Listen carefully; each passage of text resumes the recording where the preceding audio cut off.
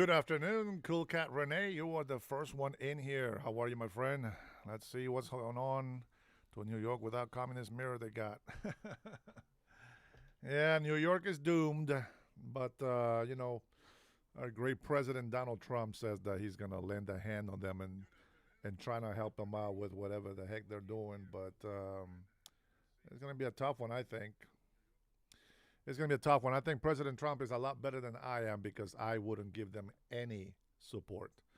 Um, Good morning, Sean. Yeah. Well, good afternoon. Welcome back, my friends. Welcome back. If you guys didn't notice, we have a special show because this show is meant to be a live show to actually dig some information together or get some interactions.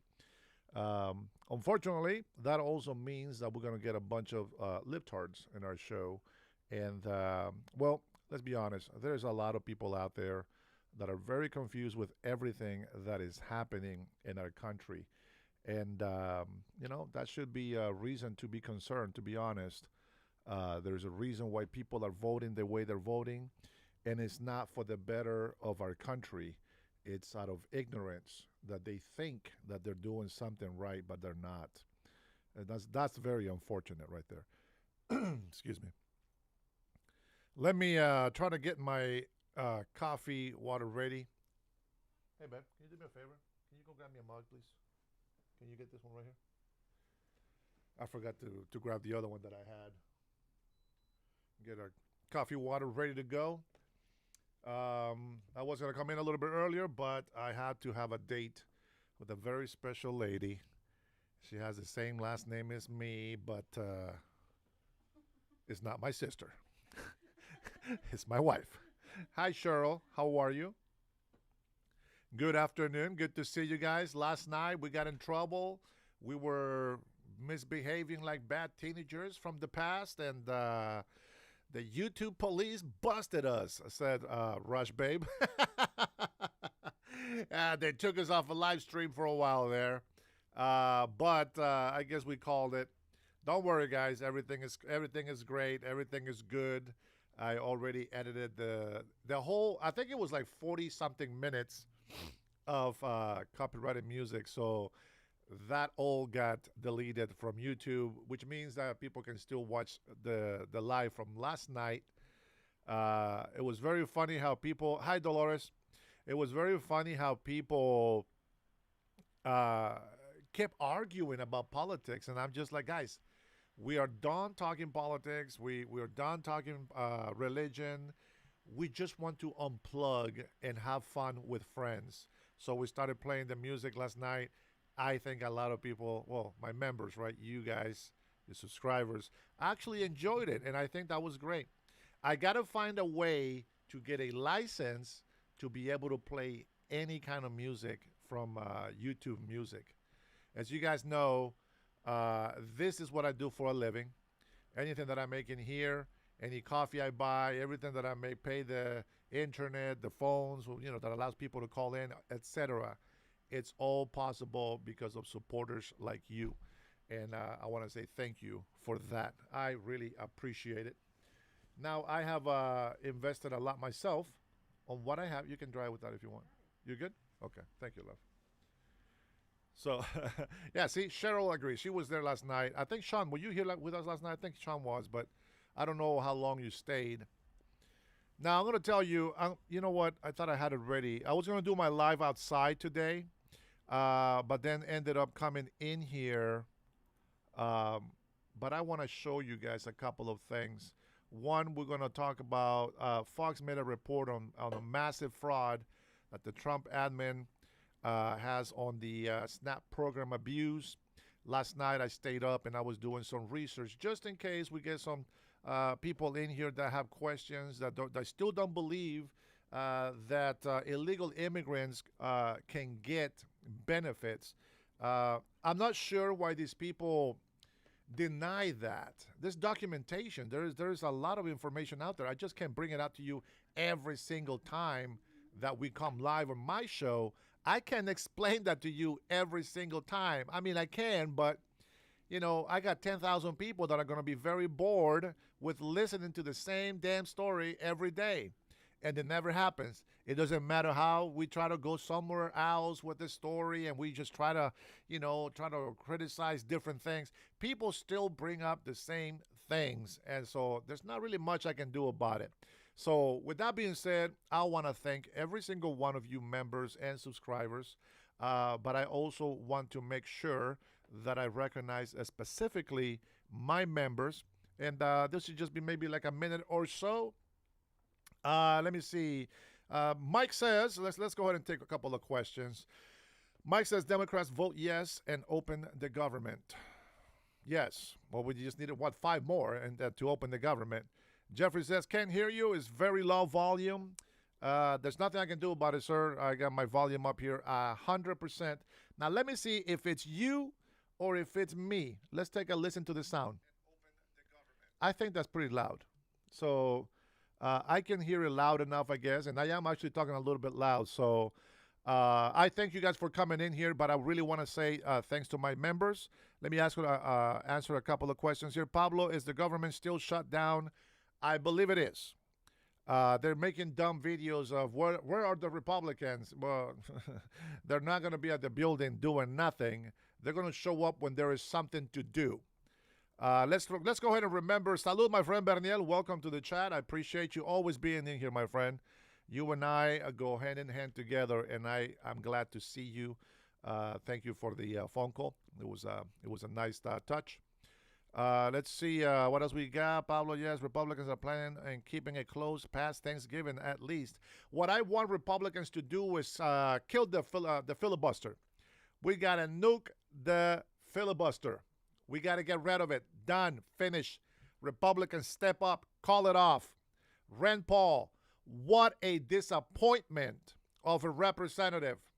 What a disappointment. Rand Paul, I thought that he was a very smart and wise person, but lately he has been bending the knee to his kings, which is the Democratic Party, which, let's be honest, guys, that's not really the Democratic Party anymore. They abandoned us a long time ago, and that is why we had to stand up on little cell groups to tell the truth. And we're going to watch some videos, and we're going to compare some notes. I want all of you guys that come into my channel to go ahead and challenge me. Go ahead and bring up your arguments, your facts. Give me sources. Give me links. Let's take a look at it together. Today is Saturday, and we are working overtime. Now, with that being said, let me go ahead and grab one more link that I want to share with you guys. Let me take a look here. Give 1 second. Give me 1 second. Huh? Sorry, my wife is over here talking behind me. All right, let me see. Where are you? I know I saved it. I saved it, and I'm going to share it with you because I think it's very important. Let's see. I will go ahead and share it with you. But first, I want to show you one clip before we get into that. And this will be the introduction to our chat talk this morning. Well, this afternoon for most of us. Some of you people over there in Hawaii are still in the morning. Some people maybe are watching from Samoa. They're definitely still in the morning. All right, let's take a look and see what these guys are talking about. The Supreme Court granting the Trump administration's emergency appeal to temporarily block a court order to fully fund SNAP food aid payments amid the government shutdown. The order coming as the Agriculture Department was working to comply with the previous order to provide November's SNAP benefits. Here to react is Agriculture Secretary Brooke Rollins. Brooke, it's so great to have you back. We've been talking about ratings. So last week we had you on to talk about SNAP. You posted that, and you got 40 million views. I want to ask you about what's happening with that ruling last night, but tell me why you think that went so viral. Well, it's interesting, Rachel. I have been doing this for a really long time, and we talked about this last Saturday, that listen, people want the government open. They want those who are the most vulnerable, who are hungry, to make sure that they are fed. That's the SNAP program. But within all of that, the level of fraud and corruption and double dipping and selling benefits is astounding. And I think it hit a nerve with America to have our discussion.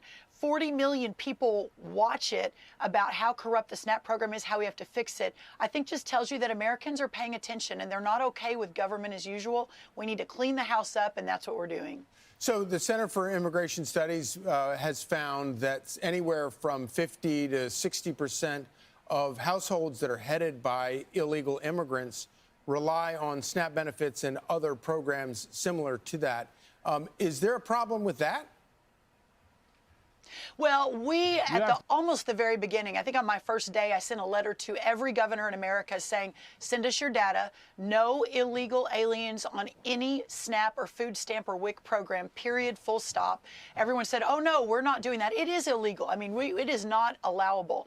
However, the 29 states, mostly red states, that sent us their data, what we found was really astounding. And now we're in lawsuits to get the rest of the data so that we can work to fix this. So there is no doubt that there is a massive, massive fraud in the program. But having said that, the Democrats have voted 15 times to not fund SNAP. There are legitimate families in this country that rely on that program to feed their family. We got to get the government open. Right. So, Madam Secretary, what is your reaction to this judge's ruling? Well, so last night, just to very quickly summarize for everyone, the Constitution, basically the executive branch takes the money from from Congress, from the legislative branch. This goes back to the very beginning. We just can't create money out of the sky. That's not how the United States work. It's interesting, the No Kings rally, right, where they said, we don't want a king in America, except now they want a king that can create money out of the sky, the clear blue sky. And so a very leftist judge in Rhode Island said, oh, go create the money, everybody, go find it. And then the First Circuit basically agreed with that. But last night, y'all, Judge Ketanji Brown, no great friend of, free market and constitutional government, said, no, no, no, we need to stay this for 48 hours. The First Circuit needs to take another good look at this, that this probably is not constitutional. You can't just create money to fund a program that Congress refuses to fund. That's right. All right, Secretary, we want to get to this because President Trump just posted this on social media last night. It says, while cattle prices have dropped substantially, the price of box beef has gone up. Therefore, you know that something is fishy. We will get to the bottom of it very quickly. There is criminality. Those people responsible will pay a steep price. As they should. And we're looking at right now on our screen, I don't know if you can see it, just the increase in beef prices, for ground beef or steaks, et cetera. Everyone who goes to the grocery store knows that that's happening.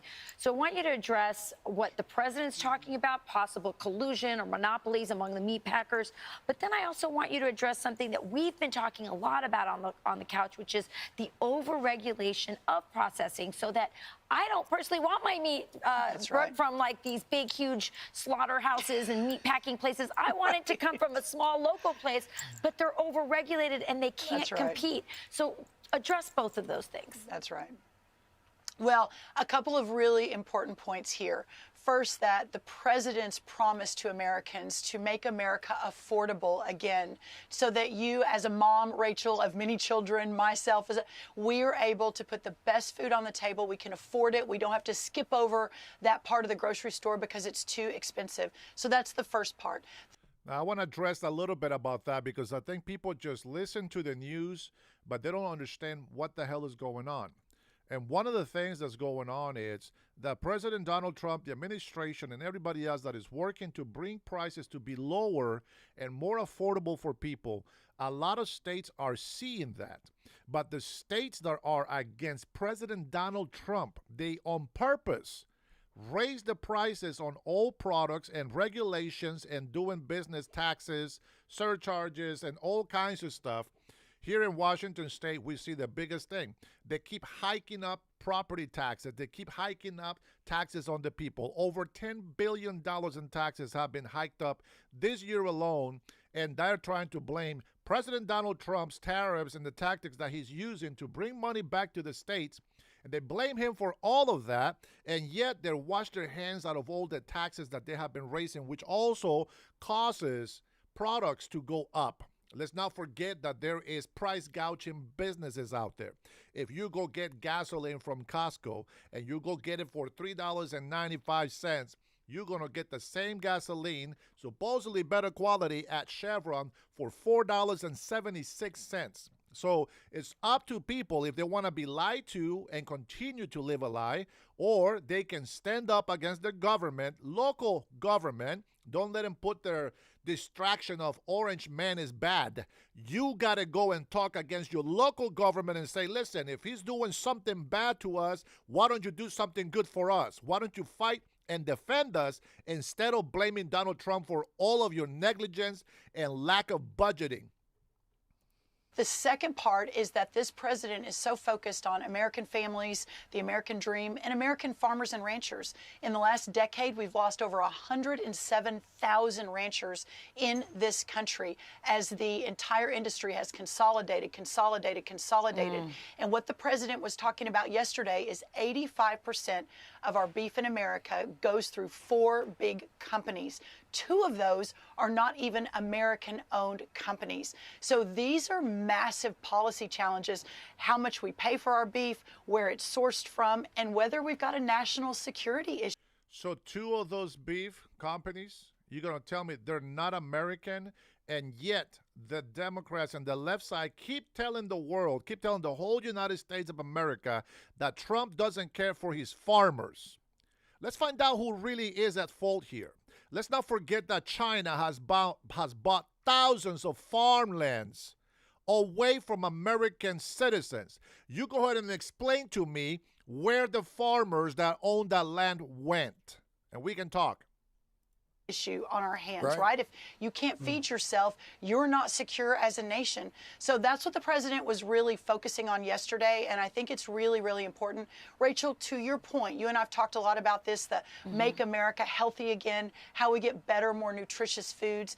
The fact that a cattle rancher in Virginia has to haul his cattle to the middle of the country, Nebraska, to get processed, and then who knows where it goes. We are opening up the markets. We released a pretty significant plan 2 weeks ago supporting smaller ranchers, supporting local processing. We'll have a lot more coming on that, supporting in-state sales across the state line. USDA doesn't have to be a part of all of that. We can rely on our states to do it. Amen. So I'm excited. I think there's so much we're going to be able to do on We're this. excited too. We're obsessed with this. Come back and give us all the updates. We want them.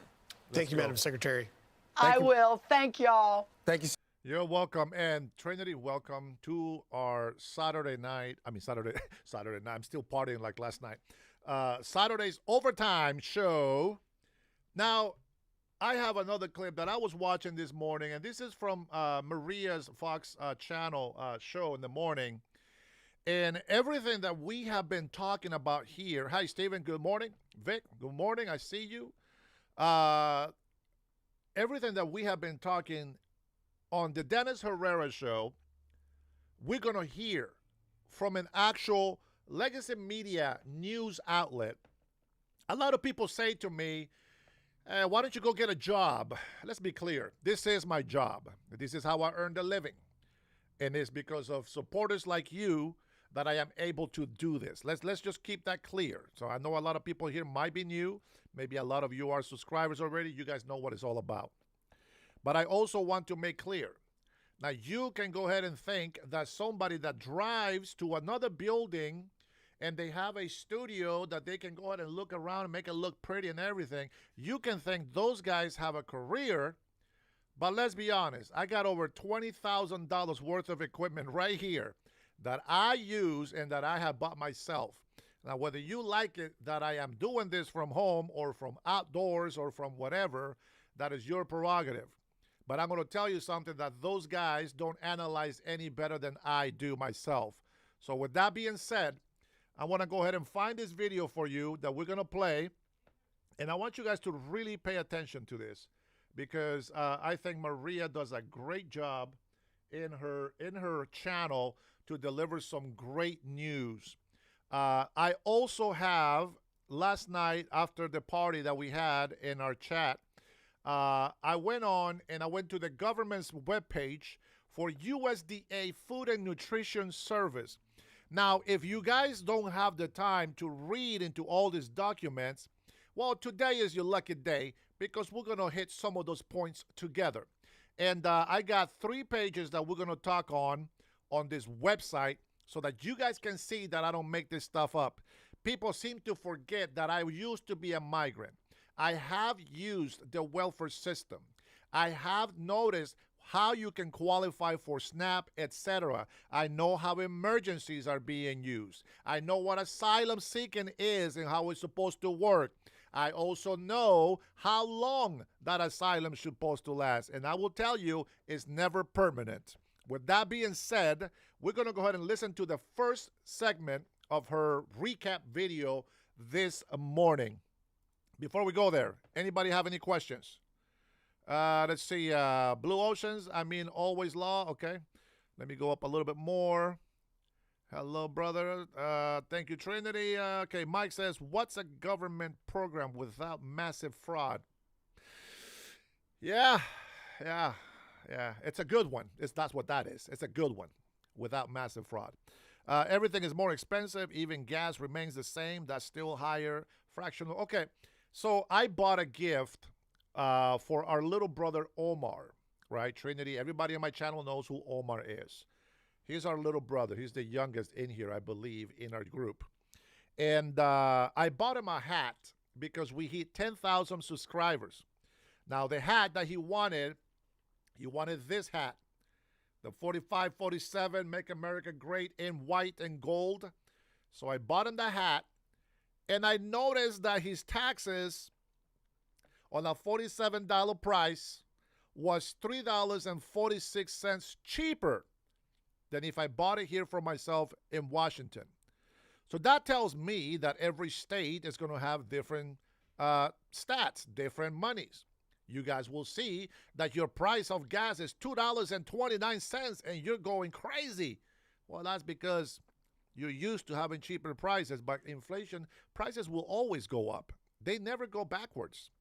If anything, they level up to where inflation is supposed to be, but they don't go backwards. It's a big difference.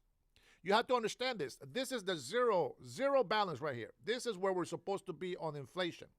When inflation goes up, it goes up here and it causes this price to be up here. But when inflation goes back to where it's supposed to be, well, now this price can become lower. It will never truly be back to the price that it was before, but it does fall back.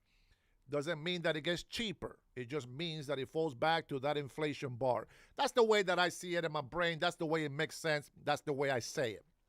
All right. With that being said, let me see what else we got in here before we start playing this video in here. Let me go ahead and make I think that should be a good size. Let me see. J.D. Vance is part of a company called Acre Trader. You can buy farmland. So there is some stuff that we can always investigate. We can always improve. One of the things that I want you people, when you come in here, you have to understand and you have to realize something. We cannot tackle everything at the same time and be successful. We got to attack all the problems that we have, but we got to be realistic. There's a lot of things the president needs Congress for.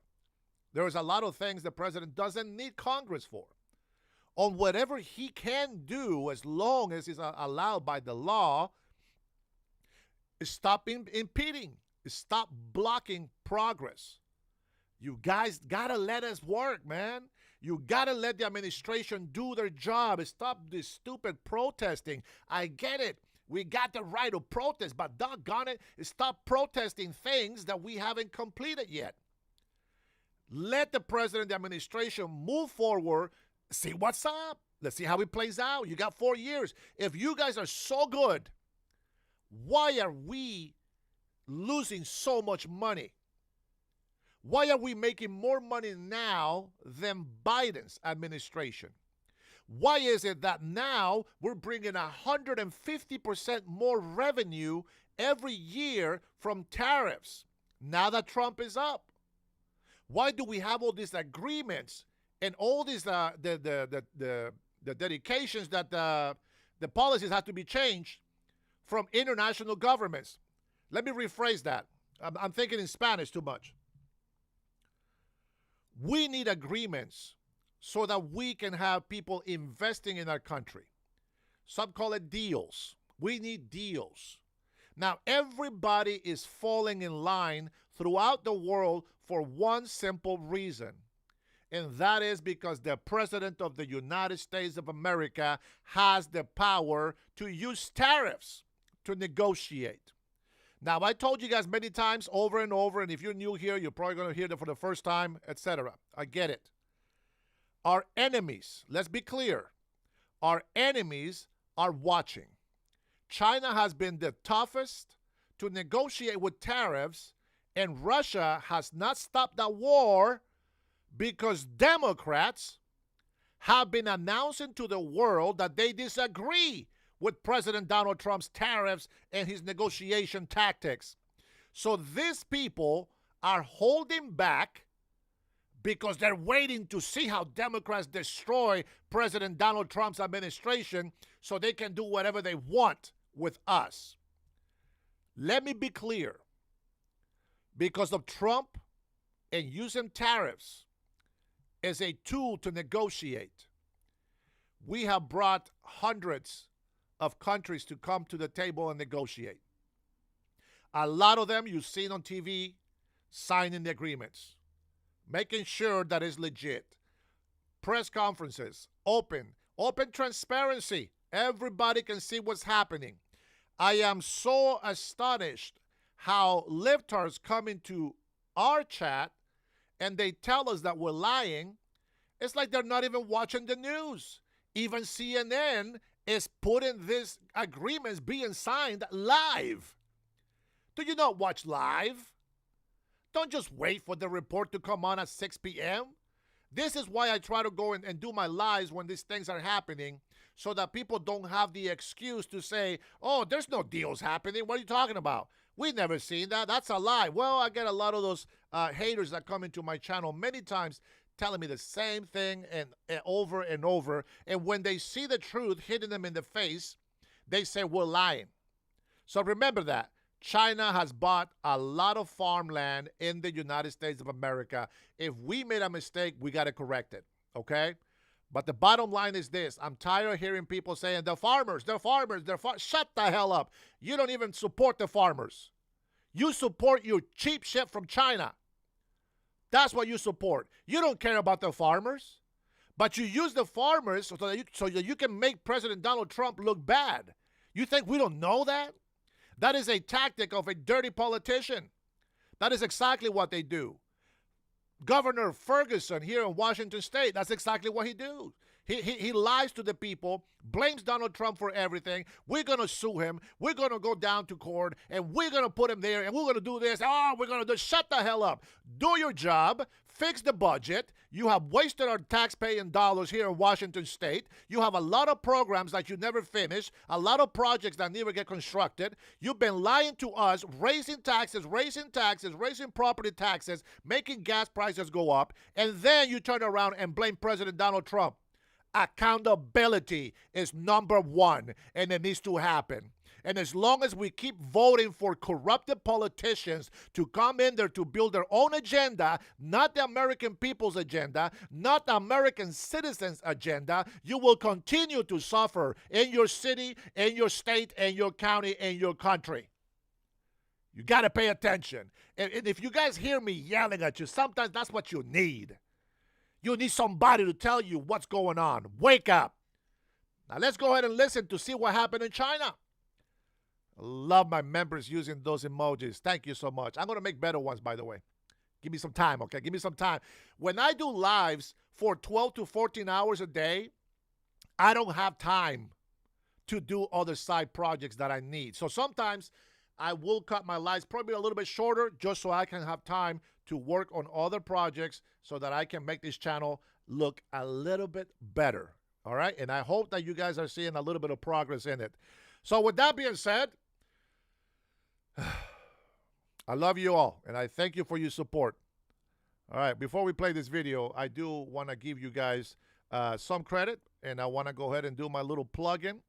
You guys know how this goes, so I'm going to go ahead and play it for you. Here's the music.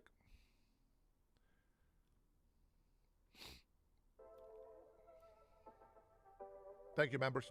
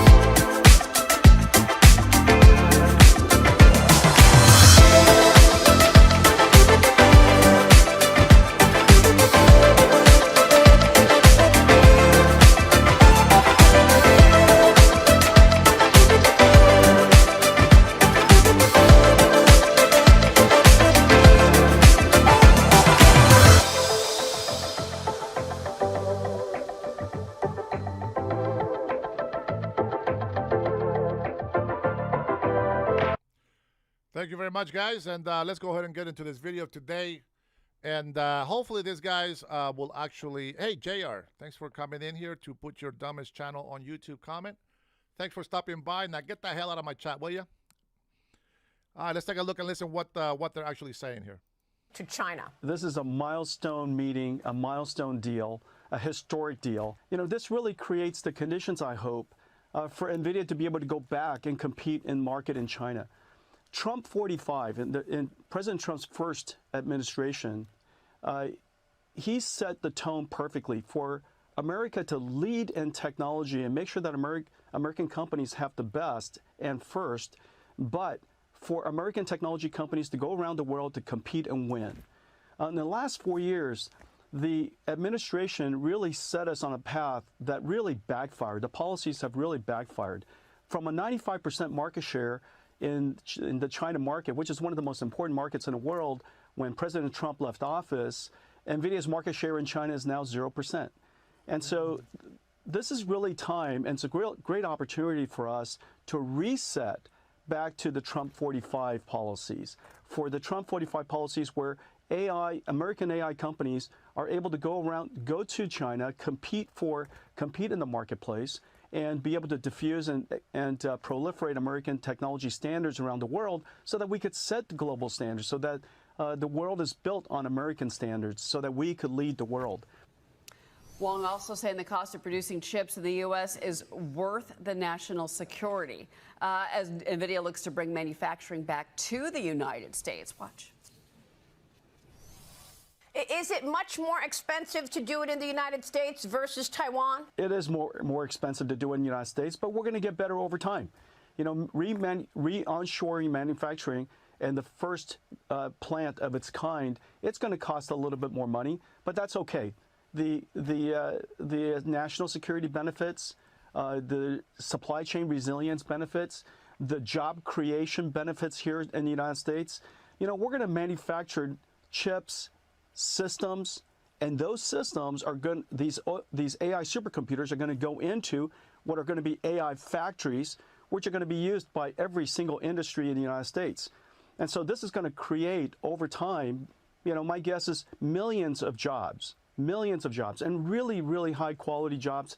You know, from really skilled tradecraft. President Trump's argument was simply that we can't afford to have the critical manufacturing of things that are technologies and products that are so important to national security be manufactured around the world and can't be manufactured here. And I think that argument is sound.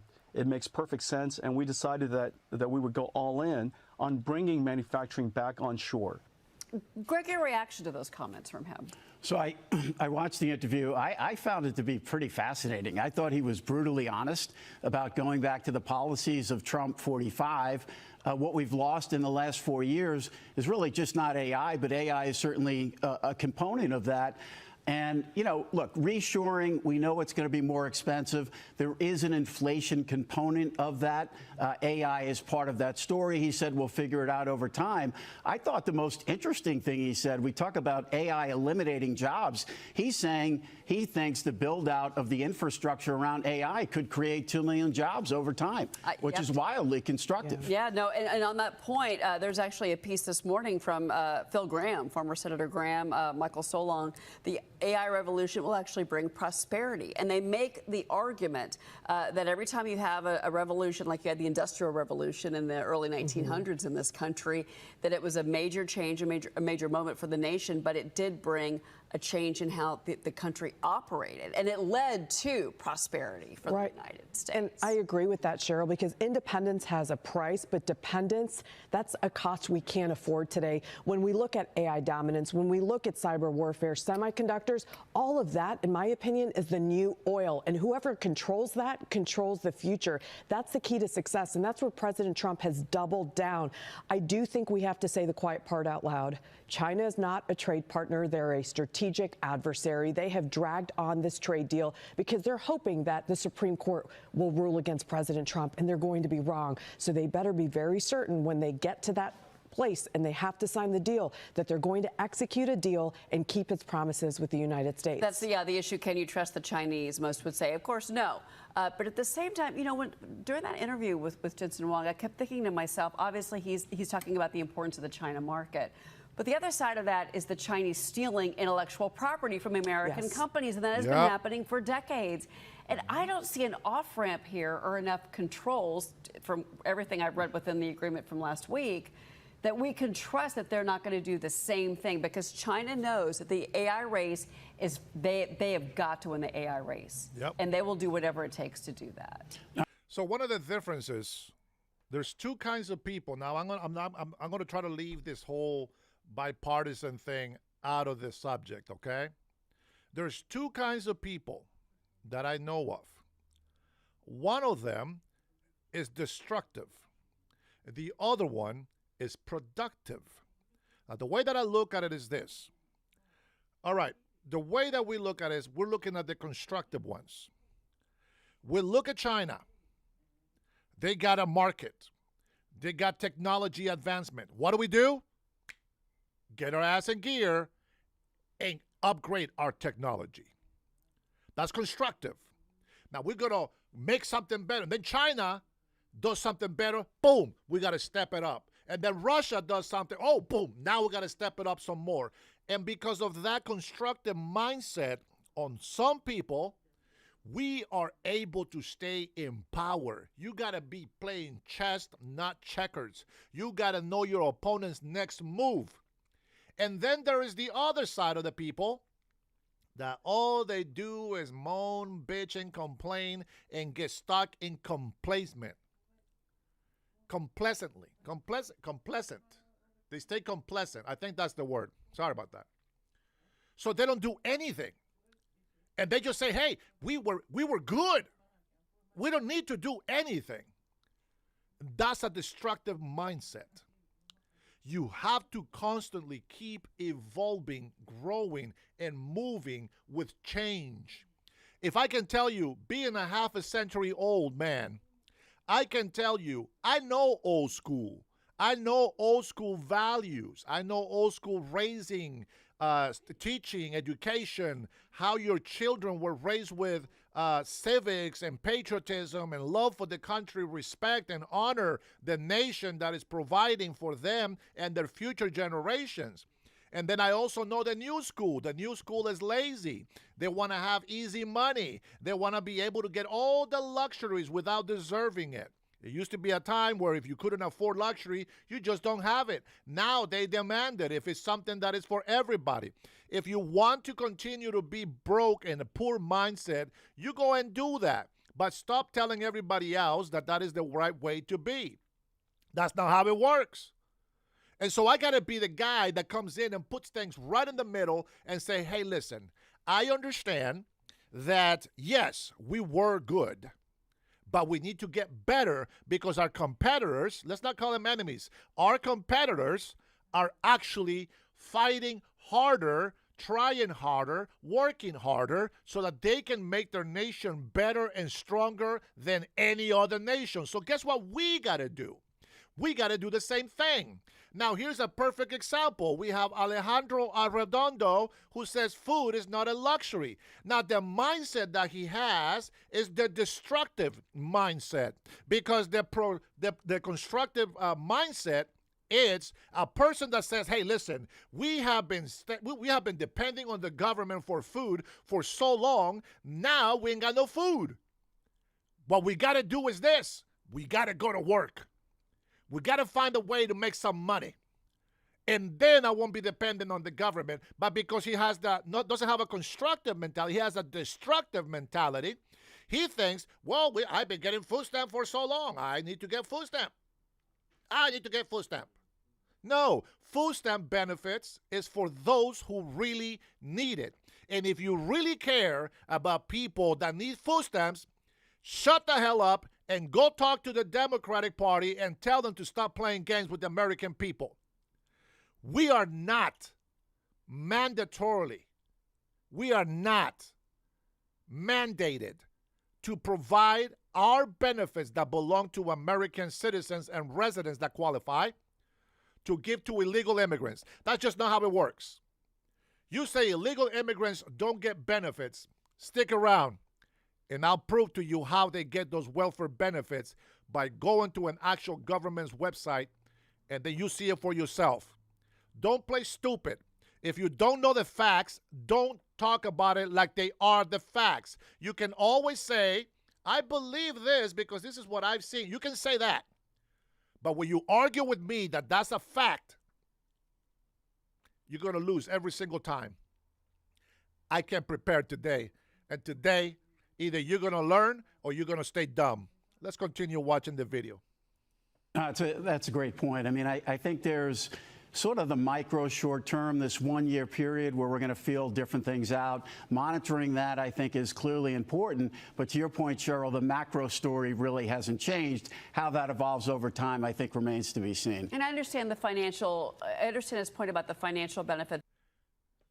For those who are new to my channel, this is my job. Members, they pay a fee, and there's 3 levels of that. It's a $2.99, a $6.99, a $24.99. You are not mandatory to do any of those at all. At all. You can subscribe for free. That's it. That's all I need from you, and I appreciate that. That's enough. Anybody that becomes a member is because they want to support me beyond of just supporting me as subscribers. This is my job again. This is what I live off. So I got to do a good job at it. And if I don't do a good job, then you guys won't be interested. You won't subscribe. You won't come back and try to support me. I get that. But every person that you see here with colors on them, those are people that have made a pledge to support me, sort of Patreon, so to speak. And they are supporting me every month by giving me that membership. And so if you guys don't like it, I understand. This is a rule in my chat. Number 1, do not be racist. If you're going to start coming in here using your freedom of speech to hate on people, you will be blocked and kicked out, okay? Now, I tell my moderators to just put people in timeout, do not ban. The moment you cross that, well, guess what? If this is no benefit to you, then what am I here telling you for, right? You're going to keep scrolling, you're going to leave, do whatever you want. But the people that I want in here are the people that want to make a difference for this country. And I got more. For you guys that love illegal immigration and open borders, oh, I got some more news for you. I got something to give you. Stick around.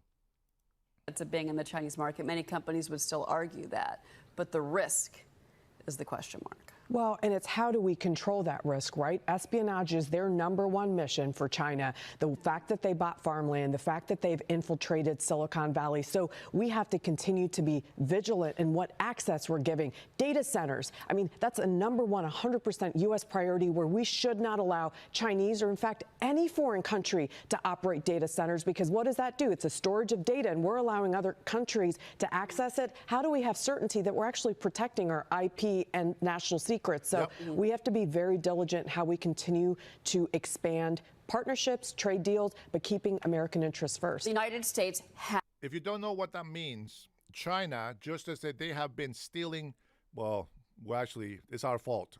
we've been giving them all of our money by allowing them to take hundreds of billions of dollars off of us every year. We have been hemorrhaging money for so long. That's the reason why we're in a very high debt, over $38 trillion.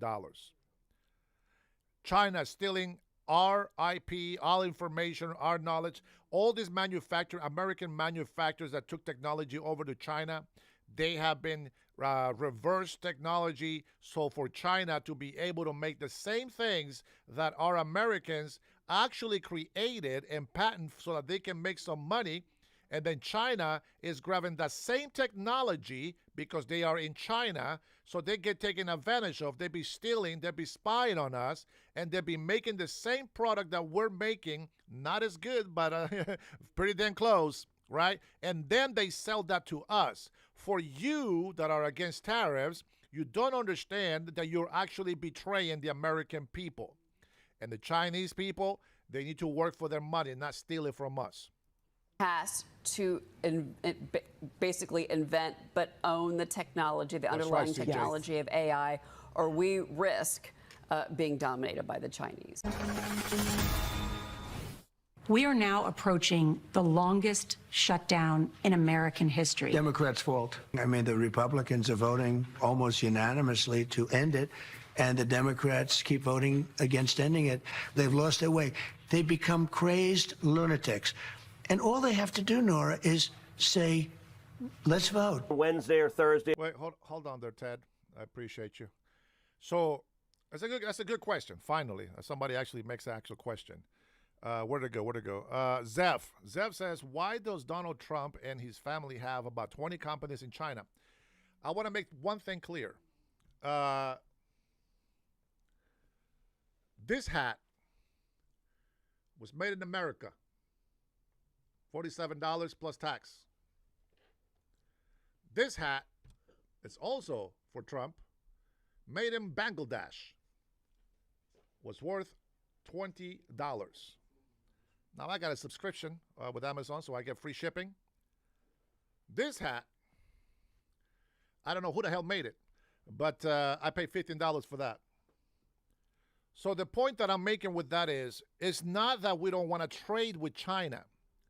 Of course, we want to buy things from China. I get that. But we want all of our manufacturers, if possible, to come back here to the States. If you missed it, at the beginning of the video, NVIDIA was explaining that in time, they're going to provide about 2 million jobs, not just a regular 2 million jobs, but 2 million good-paying jobs.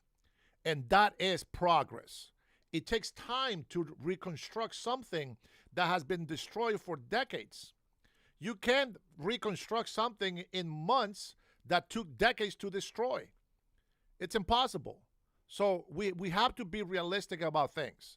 I want businesses to be able to import from China so they can get an extra profit. I get that. But what is the benefit of you as a business owner making money while the country is going down the toilet? See, I don't play that. I don't think that's fair. If you are doing good as a small business and the country is going down the drain, I don't give a shit about your business anymore. You know why? Because you don't support this country that's suffering. You make a sacrifice so that you can reap the rewards later on. We are at a war economically with people that have been ripping us off for decades. Do you understand that? It's a serious matter. Some businesses will suffer because investments that are happening. Now, what is not good is businesses suffering because the local government is destroying them. So they make a quick buck here and they forget we got farmers. They make a quick buck here with big, gigantic corporations and they forget about the middle-class business. They forget about the small business. All right. I try to explain the questions that you have, and I'm just going to say this. More moderators, let these idiots continue to throw in their insults. If they cross the line, kick them out. I don't need that shit on this chat. I want Americans to wake up and learn the truth. I am not here vouching for Republicans or for Trump. I happen to love Trump very much because I see the sacrifices that he's been made and all the tyranny and false testimonies that other people are raising against him. So now I got to stay firm and I got to defend him. Democrats have left me no choice than to love this man and to defend him and protect him at all costs. Especially when he keeps talking about fighting and keeps showing actually that he's fighting for Americans. And Democrats keep fighting for illegal immigration. You know what? I'm going to go ahead and I'm going to hit it right now. I'm going to say that. I was going to say this for later. Let me tell you who wants illegal immigration in this country. Let me see. Let me read one more comment here from Tube. Dennis wants to ban name calling while naming calling. Oh, get the hell out of here, bro. Don't come over here trying to accuse me, bro. If you're not going to say anything that is constructive, shut the hell up. I wanna have a conversation. Stop telling me that I got a zit on my nose or on my forehead. I don't give a shit about that. I care about what's happening to this country. So stop making stupid comments on there, because if you feel insulted, it's because you're guilty. Nobody in here said, hey, Trinity, you should shut the hell up and you should, because you're horrible and you're a liar, you're a snake. But I'm not naming anybody directly. But if you're offended, Epstein, free speech for Dennis, everyone else is, see, that's what I'm talking about. You guys are stupid, man. You guys are stupid because that's exactly what the Democrats have been doing to us. That is exactly what they have been doing to us. So we don't got time for that shit.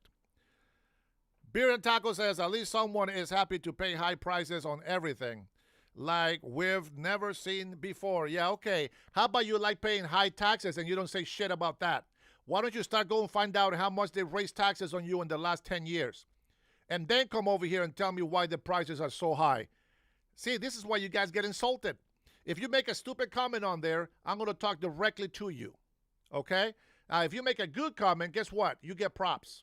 That's how that works. Freedom of speech works funny that way, doesn't it? You can have your freedom of speech, but you don't know that by using that freedom of speech, there is going to be a consequence or a reward depending on how you talk, depending on how you use that freedom of speech. And see, that's the very big difference about using your freedom of speech. And that's exactly how it's supposed to be. What do people do? They go protest. Okay, protest is nice. Protest peacefully. Don't impede traffic. People got to do about their business. If you want to protest, by all means protest. And stop forcing people to suffer, and I'm talking about the public. And stop forcing public to suffer because you want to protest. Nobody gives a shit about your protest. Keep it on the sidewalk. Do not impede traffic. I am all for the rules of Florida. Run these guys off. Run them over. Why? Because they don't have to be there to protest. Get them on the floor. Smack them around and handcuff them. Why? Because they're resisting arrest. They are not using their freedom of speech peacefully. The moment that they swing at an officer, the moment that they get right on their face and start yelling at them, that is no longer peaceful. I don't know what the hell you think peaceful is, but that is not peaceful. How many of you libtards that come through my channel get pissed off by the way that I talk? Is that peaceful?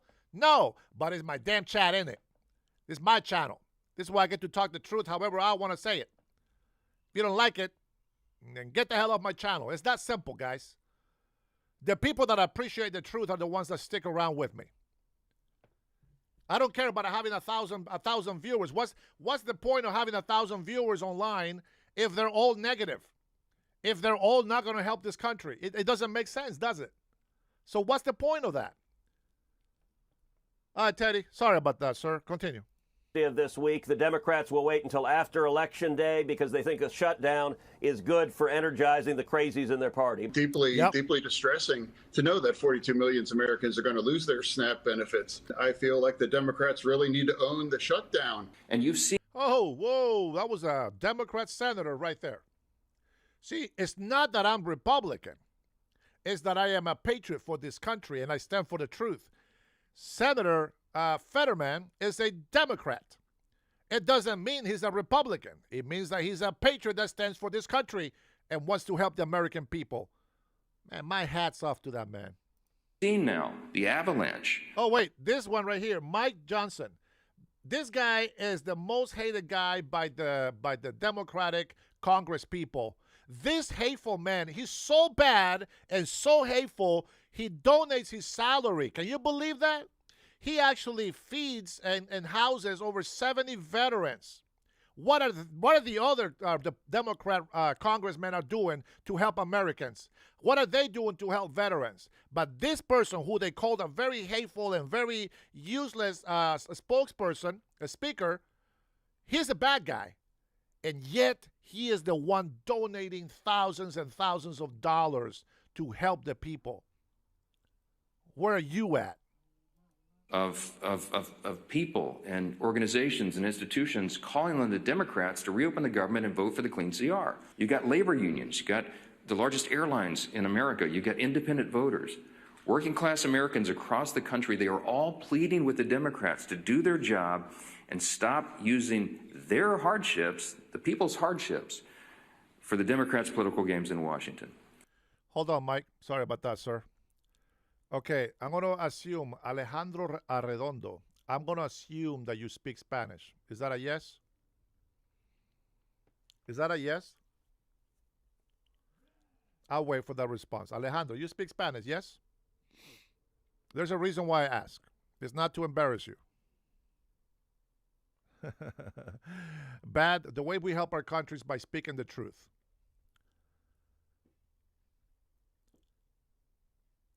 All right. If you guys speak Spanish, you guys will know what patria means. Patria, it's the land that you live in. The motherland. That's patria.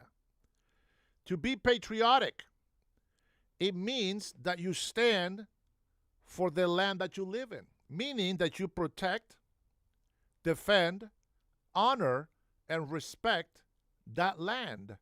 And with that, it includes those who are citizens of such said land. To be patriotic, it means to put the American people first. Now, don't get it confused when you say Democrats are patriots. Really? Really? They all celebrated Mamdani winning in New York. Mamdani is not a patriot. They supported him. They still back him up. They celebrate. They laugh about it. They want to say all these nice things about it. But they stand for illegal immigrants. They have mocked. They have smeared. They have lied about American citizens. And they have put illegal immigrants on a pedestal in this United States of America. I am not going to be nice or be a hypocrite. That's the truth. And if you haven't seen it by now, I don't know what the hell you've been watching. Or, with that being said, you guys are just trolls, and by that meaning, I will have to just ignore you. If you hate President Donald Trump, my immediate reaction should be to hate you. At the moment that you hate somebody, you do not allow them to be heard. The moment that you do that, you become a hateful person. See, I happen to believe in God and forgiveness. I happen to believe that the Bible tells me that I have to exhort you, scold you, rebuke you. That's why you hear me getting loud and you say, oh, you're so hateful. Oh, my God. No, it's because you're guilty that you think I'm being hateful. It's because you're unrighteous. You are unjust is why you think that I'm being hateful. You don't know the meaning of being righteous. Righteous doesn't mean that you're just going to do what you want. And that's okay as long as nobody judges you. I had a guy call me in and says, right off the bat, I hate Donald Trump. Well, I already know that we're not going to get to a concrete answer. JLP was asked by a socialist young adult and said, "Do you love President Trump?" says JLP to the young man. He says, "No." "Then you don't have no love." "Why? I can choose to love who I want." "No." He said, "You have no love." He said, "Okay, let me ask you something," says the kid. "Do you love Barack Obama?" "Yes." "How about Letitia James?" "Yes." "How about yes?" "I love everybody." And then he didn't have anything else to say. So in order for you to try to understand what's really going on in this country, you have to be able to say that you love everybody. See, I love everybody. Will I support their lies? Of course not. Would I support their leftist, crooked agenda? Of course not. Let me drop something for you. Let me drop some truth for you. If you stand for illegal immigration, what the hell, beer? I think beer and tacos is too drunk. I don't know what the hell he's talking about right there. If you think for 1 second that supporting illegal immigration, it's a great thing, let me tell you something. The cartels, the drug dealers, the illegal immigrants, and those who like to abuse our laws will support illegal immigration. They will support not being held accountable, and they will try to abolish the law. This is why you hear a lot of leftists always say defund the police. Why? Because they're cutting their criminals. We got over 50 million illegal immigrants so far. I thought it was 21, but I heard 50 lately. I should stick with 21. 21 million people can populate 42 states. Think about that. Who benefits from an open border? Who benefits for not being checked at the border? Who benefits by having no police to enforce the law? Who benefits from all that? I don't have to tell you, but you know the answer. I don't have to convince you. Serenity, then don't claim you love your opponents, Brian. Serenity, bro, I'm going to tell you right now, that is the stupidest thing you have said today. Why are people so narrow-minded? You're so smart, but you have no wisdom. You're very smart, but you have no knowledge. You don't understand what you're smart about. To love everybody doesn't mean that you have to accept their sin. If they are evil, you can still love them. But that love means that two things. Either you're going to be able to talk with them and tell them the truth directly, strictly, or stern. You will be able to exhort and rebuke them. And if they don't want to change, they chose that. You still love them and hope that they will change. But if they don't change, you don't support them. You separate yourself from them. No, it's the way that you don't understand. No, we don't accept sin. I don't, well, you're not a Christian anyway. We don't accept sin. Understand that. We don't accept sin. If you don't believe in God, if you don't have any type of Christian background or belief, you'll never understand. How you doing, man? Good to see you in here. They will never, I don't understand. These people will never understand.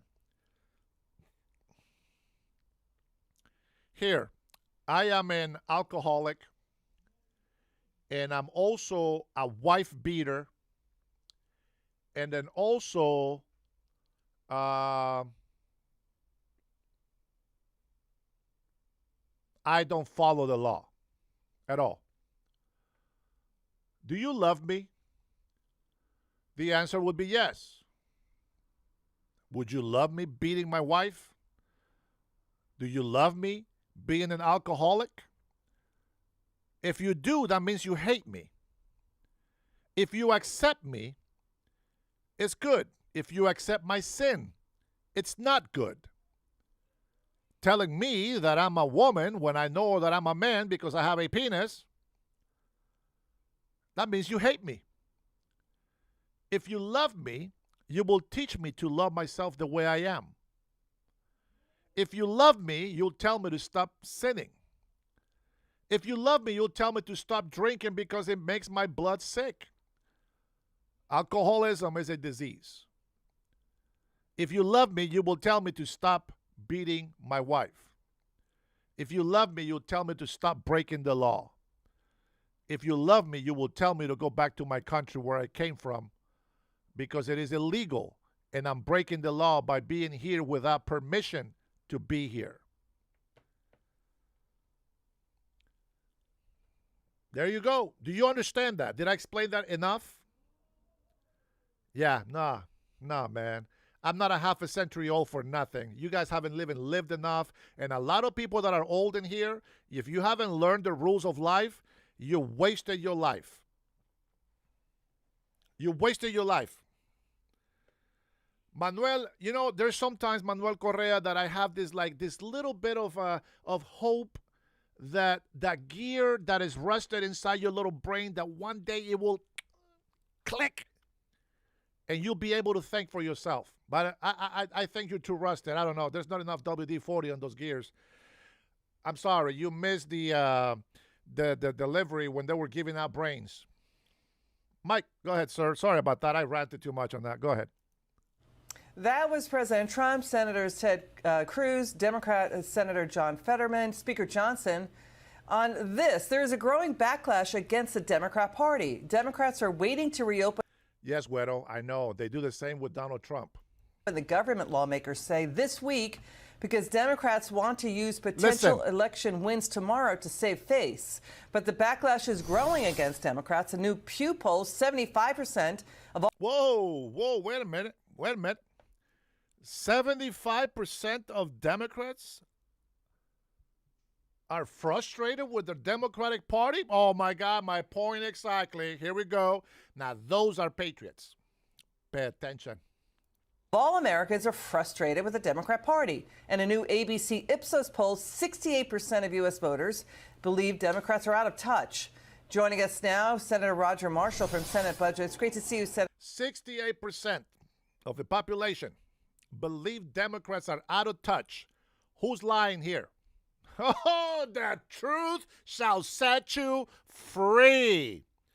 That's what I'm talking about. Let's go. The truth shall set you free.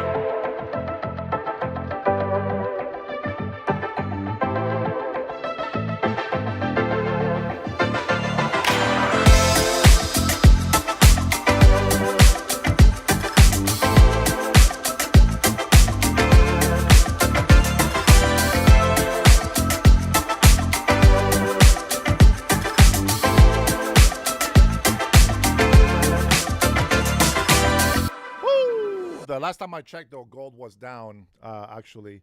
But I do agree with you. I think gold is a good thing. If I had more money, I actually would invest in gold. Very good advice there, Gary. Actually, it is good advice. Senator, again, what's your reaction to what you heard? So the Democrats say it's okay to use shutdown as a leverage to ram through what they couldn't get in regular legislative order as the Americans suffer? And is it true that they're waiting until after Election Day? Is that how to run a government? Well, certainly the Democrats are using children's lunch money as leverage to get their $1.5 trillion of additional funding. Remember what this is all about, to me, is addressing the biggest problem our country faces, and that's our national debt. But the Democrats want to add $1.5 trillion to that. This week they're leveraging SNAP funding to do just that. Okay, so the Hill newspaper reports that at least 8 centrist moderate Senate Democrats are meeting to stop the shutdown. Is that true? Because half of the nation's major airports are now suffering from severe delays due to worker shortages as we head into Thanksgiving. Zeph, with all due respect, but every time that I say that this country is a country of Christians, you and your people keep telling me that it's not true. So stop bringing up the Bible on that unless you want to talk Bible. Shut the hell up if you don't believe what the Bible says. Thanksgiving. Is this true that their centrist Democrats were showing them that they want to stop the shutdown? Well, look, I think there's lots of serious talks. I don't want to go on record one way or the other, but I do think we're reaching an inflection point. As you pointed out, air traffic control has missed their second paycheck. Funding for infants formula ran out this weekend. SNAP's kind of been on and off. It sounds like a judge has given them a 2-week reprieve. There's about $5 billion of emergency disaster money that the judge is asking to use towards this Schumer disaster of shutting down the government. So I do think we're almost there, almost at an inflection point. You can see some of the Democrats throwing up Hail Marys now. Okay, so we want to show you this video and get your reaction. This video that resurfaced that shows former President Obama saying, don't do government shutdowns. It's irresponsible. It's basically trying to blackmail the Yeah, don't listen to me. Listen to Obama. other party. That's what the Democrat Party's now facing accusations of that. Watch this. Think about this. Shutting down the government just because you don't like a law that was passed and found constitutional. No Congress before this one has ever in history been irresponsible enough to threaten default, to threaten an economic shutdown, to suggest America not pay its bills, just to try to blackmail a president into giving them some concessions. We're not going to submit to this kind of total irresponsibility. Congress needs to pay our bills on time. Congress needs to pass a budget on time. Congress needs to put an end to governing from crisis to crisis. If Republicans do not like the law, they can go through the regular channels and processes to try to change it. Yep. That's why we have elections. You do not threaten the full faith and credit of the United States of America. So isn't that exactly what Democrats are doing? Why is Barack Obama silent about what he said years ago? This is exactly the accusations that's now being leveled against Democrats. Your word on this. Yeah, Liz, well, certainly the shoe's on the other foot now, right? And even just think, so Barack Obama, a liberal Democrat, Chuck Schumer, a liberal Democrat, but the Democrat Party has left them. They're now being controlled and ran by a far left. All right, I normally don't say this, but for you supposed Christians that keep, all right, Patrick, let me know, man. For you supposed Christians that come in here putting scriptures, let me tell you something. Number one, the Romans that you're giving me here has nothing to do. I am not talking about salvation. I am talking about respecting the law of the land. Nothing to do with your salvation. That's another time for that. When I pray, when I give you that message of salvation, that's exactly what that is. I speak about religion and politics, but I do not try to mix those. When it comes to morals, that's a different story. But salvation is one thing, and respecting the law is another. It has nothing to do one with the other. So get your brain straight.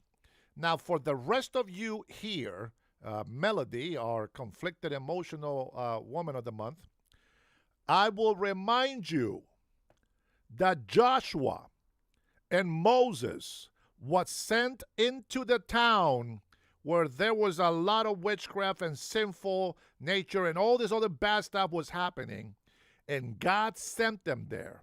And they killed every single person, men, women, children, including their cattle.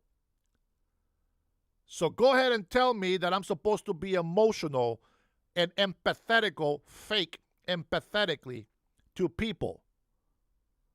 Deporting people, repatriating them to the country where they came from has nothing to do with not having empathy. You want to help them? You go to Mexico. You go to Honduras. You go feed them over there. Go give them money. Give them housing in their country. You go over there, sell your house, sell your car, sell every richness that you have, and then you move your ass down there and use that empathy that you so much preach and go give it to them in their country. Let's go. Patrick, you don't even know what the hell the Antichrist is. You are an Antichrist. To tell somebody to disrespect the law, to break the law, is not being honest. Would you go to heaven if you're not honest? Would you go to heaven if you don't respect authority? Maybe. Everybody's going to go to heaven, but you're going to be judged. And guess what? I'm going to make sure that I do everything that I can so that I can stay honest in this world before I die. I don't want to wait until it's too late to say, oh, Jesus, I was just joking. Just joking. You know, I love you. Nah, you know, these people should have followed the law. You told me, so I was just joking. There's not such thing. You will be casted into the lake of fire. At least we try to be the best that we can. But helping a criminal is not making you better.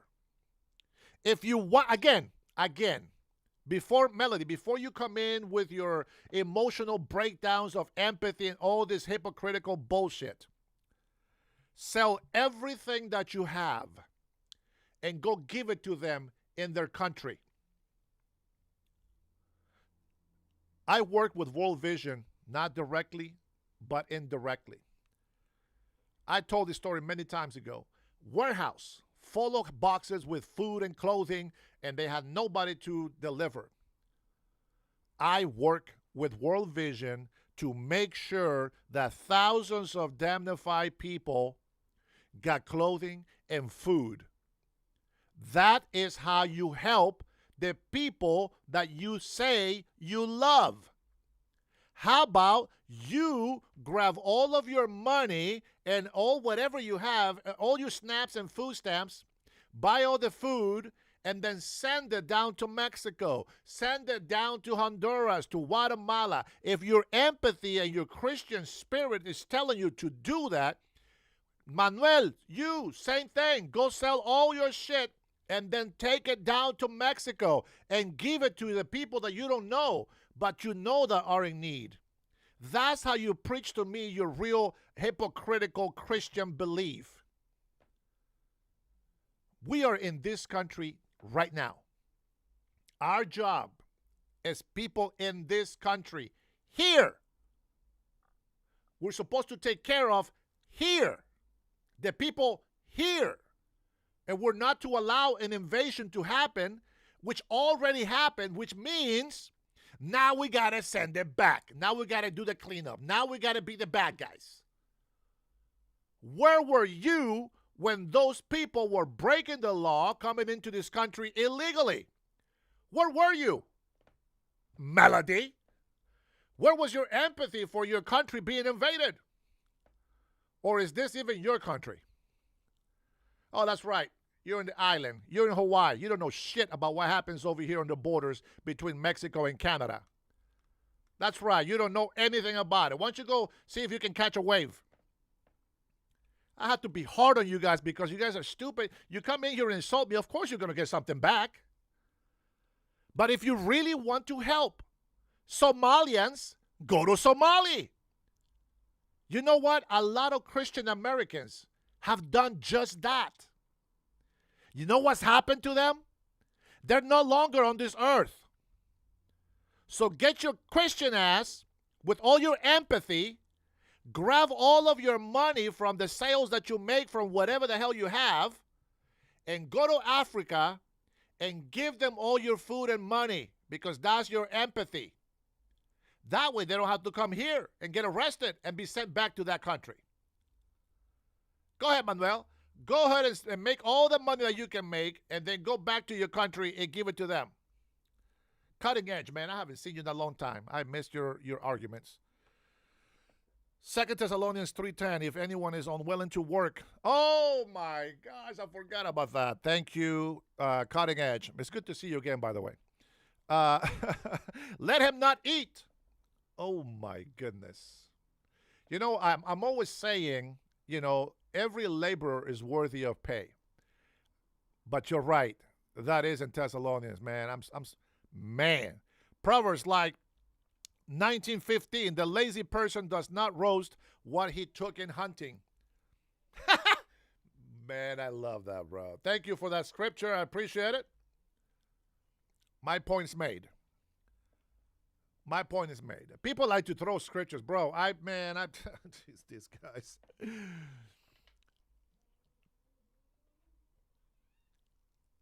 some churches didn't like me because when I preached the truth, they were not used to hearing. They would see me as Melody, our compromised female in this chat is emotionally. Chris in the house, release the crackhead. Man, job is a slavery, my friend, but you know, it's a choice. You know, like for example, you know, people that tell me that what I do here is not a job, I disagree. This is a very hard job. You probably listen to me like, oh, you make it look easy. Well, maybe. There's a lot of people out there that are very good. They're even better than me, okay? But it's a job. This is what we spend our time doing. I could just be playing my video game, and maybe I can connect it to my computer, which I have before, and then I can just play games and chat with people, but that's not what I want to do. This is what I know to do, so this is what I do for a living. If you don't want to be a slave to a company, work for yourself. But don't put this country under, you know, don't put it under the rug. Celebrate this country. Cutting Edge, you haven't been here for a little bit, but just so you know, so you did a super chat on there, right? There is what we call the stream boss. When people subscribe to my channel, my health goes down. When somebody gives a super chat, they become the stream boss, so your name goes up there for everybody to see, and you are halfway there, my friend.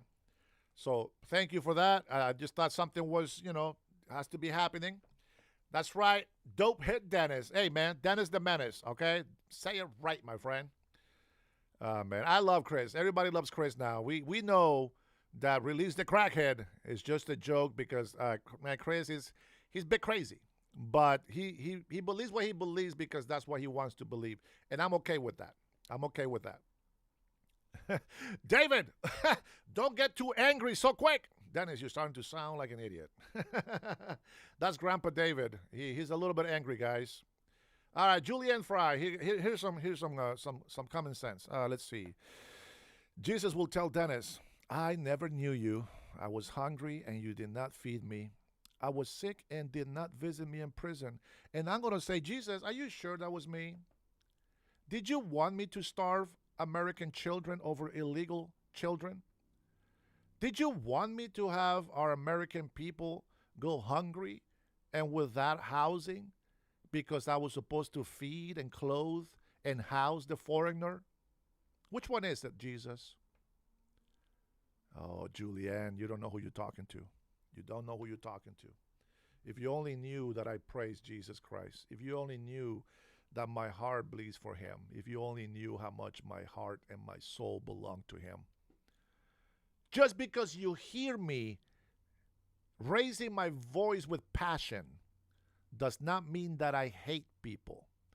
I hate circumstances. I hate situations. I get upset with people, but I don't hate them. I love everybody. And I've proven it on this show over and over, many times. But for those of you who are too damn sensitive and too emotional or too angry like Grandpa David, I understand. Oh, wait. Carl Bowen says, I guess you forgot you were Hispanic. Are you experiencing a lot of self-hate? You may have forfeited your place in heaven. Oh, Carl. I love my Hispanic people. I don't appreciate them breaking the law. Do you love black criminals? Do you invite them to come into your house and steal all your shit? Carl Bowden? Do you do that with the black people? You invite the criminal blacks to come into your house?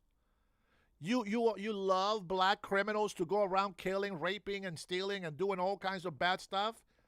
Do you, Carl? Because if you do, I don't think you know how to have any love in your heart, nor respect, nor honor, nor common sense. All right, let's see somebody else. Let's see if Lynn has, let's take a look. Lynn Horn, I'm feeling nauseous from your BS. Bye. Bye, Felicia. Oh, man. You know what? There is an old song and there's an old saying that says, only the strong will survive.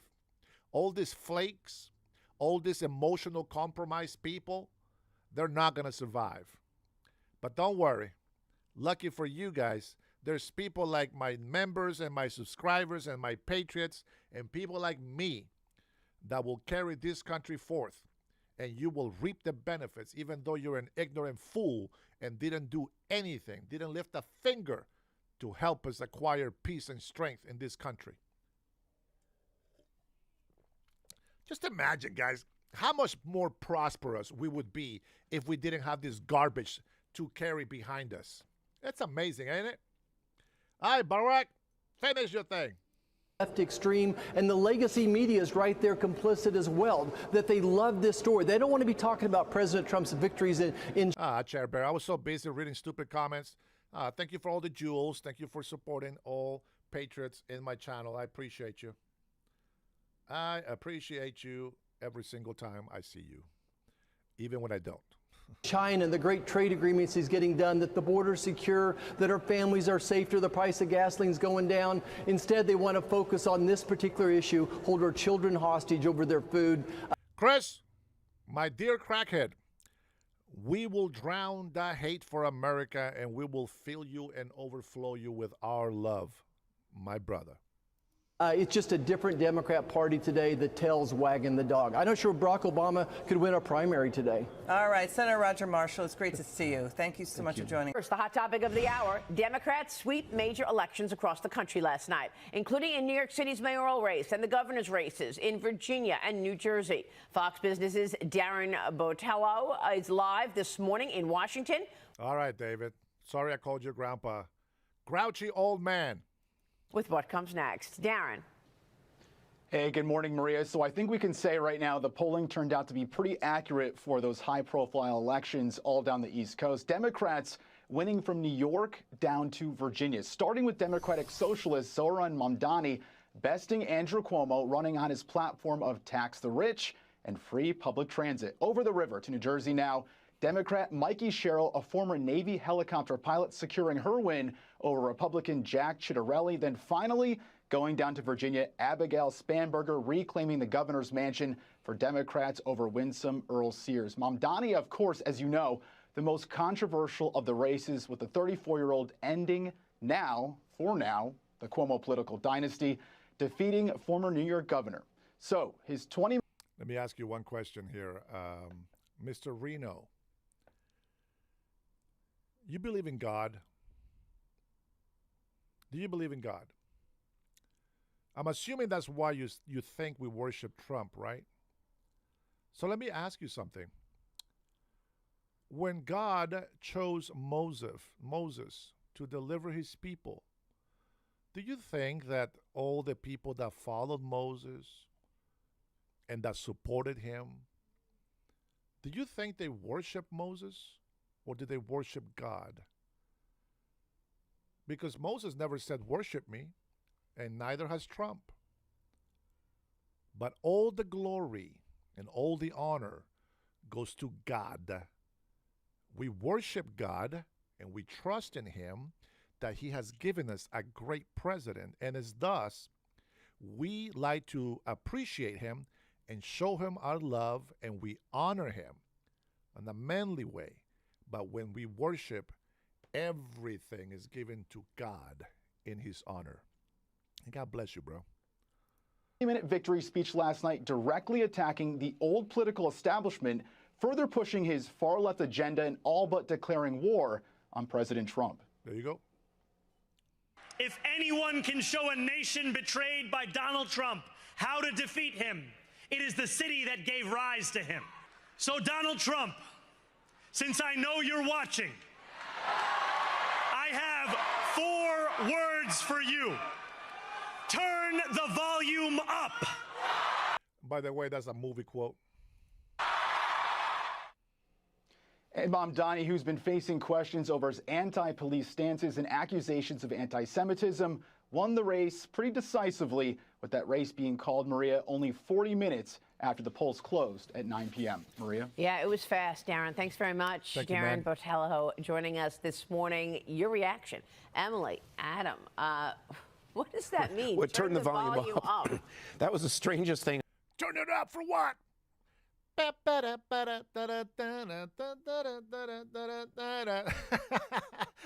no, that's not how it goes, but that's what comes to my mind. I think I've ever heard, because it makes no sense. I don't know what he was referring to. I tell you what does make sense. Here in New York, 1% of the population pays 48% of the income tax. Capital goes where it's treated best. If he is going to pay for all these handouts by taxing the wealthy, people are going to leave.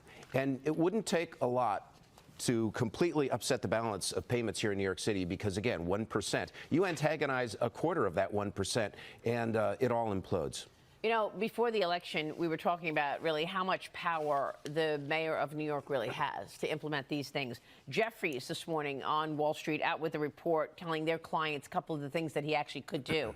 Mamdani's proposals within mayoral authority include a broad latitude to advance policies affecting property owners and renewable energy and immigration, intensifying enforcement of housing codes, accelerating city fleet electrification, enforcing sanctuary protections, relies on the mayor's ability to issue executive orders. Emily. Well, Mamdani's policies ultimately will fail if he's able to implement them. That already might be a failure there, but we know socialist policies fail no matter if he's able to implement them or not. And I want to point out that today, November 5th, feels dramatically different from last November 5th when President Trump won the popular vote, won 7 swing states. Now we have an anti-American, anti-capitalist, anti-police candidate who just was elected to run the financial capital of the world, to run the largest police force in the country, the NYPD, of course. Mamdani is going to be responsible for an $150 billion budget, 300,000 employees, and over 30,000 police officers. So I had a pit in my stomach last night when I heard Times Square erupt in cheers and cars honking, and I wish the best for New York. Yeah, and you know, there are things that he has proposed that are actually outside of his authority. Yes. One of those things is freezing rent. He says he's going to freeze the rent for stabilized tenants. That depends on an independent rent guidelines board. Correct. Where the mayor's influence is indirect. So we don't know if he's actually going to be able to do that. Eliminating bus fares citywide requires the MTA to actually make that ruling and state approval. Now, Kathy Hochul may go with him. Right. That's fine, but he can't do that unilaterally. Raising corporate or millionaire taxes, right, revising property tax structures, and implementing universal child care all require Albany's approval. Again, Kathy Hochul backed him, so she may very well back all of this, but he cannot do that unilaterally. No, he cannot do it unilaterally. And think about some of these proposals. Let's just talk about rent. Everyone here in New York complains, gosh, it's so expensive, whether you buy or whether you rent. Let's say you freeze rents. Well, if you freeze rents, then apartment owners are not able to effectively raise the rent to cover the cost of maintenance. What if the roof leaks? What if you have a problem with the plumbing? What if it needs, what if there are rats coming in and you need to have the foundation sealed? So what you're going to see is that there will be virtually no reinvestment, no CapEx, no capital expenditures to maintain the quality of property. So on the one hand, you say, oh, isn't it wonderful? My rent's not going up. Maybe even it's going down. Well, actually, no, it's not, because the quality of the building is going to erode over time. Yeah. So there are all these consequences that I don't think people have thought through. They hear the headline, oh, rent's going down. Great. Who's paying for it? Who's paying for it? But again, freezing rent is outside of his mayor's Correct. authority. But again, Right. if Kathy Hochul backs it, he can do it. The other thing is implementing city-owned grocery stores. That would need the city council legislation for the program creation and budget support. That's not in his realm of getting this done. If he gets the support, okay. Raising New York City's wage floor to $30 an hour by 2030 is governed, again, by state law. So he's made a lot of promises, all of which are outside of his authority. And can you imagine if minimum wage were raised to $30? Wow. I mean, minimum wage is supposed to provide some sort of floor for gig workers or temporary jobs. And Cutting Edge just became the boss of the stream chat, and this is for you.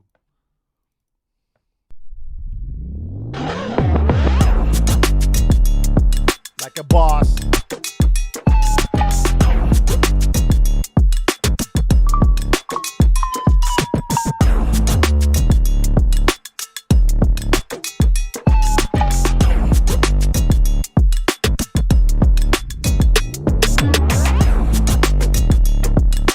And that's what it takes to be the stream boss. Thank you, Cutting Edge, for the super chat there. New Jersey is going to get the same years after these elections. So I started to save money to get to Florida. These people are crazy. They don't have God. Bro, Man, that's the hitting the nail in the head, my friend. Nail in the head, and that is exactly what I'm afraid of. But you know what? They want to fill themselves with criminals and illegal immigrants and Muslims that want to take over the United States of America. Hey, let this be the city that that forges the iron that we're going to have to fight against. And let God's will be done on this earth and specifically in our country. We pray that it doesn't go that far. You know, if you're going for a job that's got minimum wage attached to it, that's not intended to be a career. But he's trying to make it a career, $30. And guess what? Those jobs will disappear. Well, we're going to talk all about this morning, what these new governor-elects as well as mayor-elect can actually get done. And we will also take a look at the state of these regions. We're just getting started this morning. Let's talk. Joining us now, we welcome Senator Marsha Blackburn from the great state of Tennessee. And now you guys saw probably a couple of the shorts that I made from each one of them talking. And of course, you know, the Democrats, everybody on TikTok was giving me all these negative things about them and how they're liars, liars, liars, and liars, liars, liars. That's all they say, liars and insults, liars and insults. But they don't say, wait a minute, I read that document and it actually changed this. So we're going to take a break from that. And why don't we go ahead and take a look at a few articles that I was looking into last night. And why not start with Snap? Now, for some of you guys don't know what this is the website. You can go to USDA. This is for the Food and Nutrition Service, the U.S. Department of Agriculture.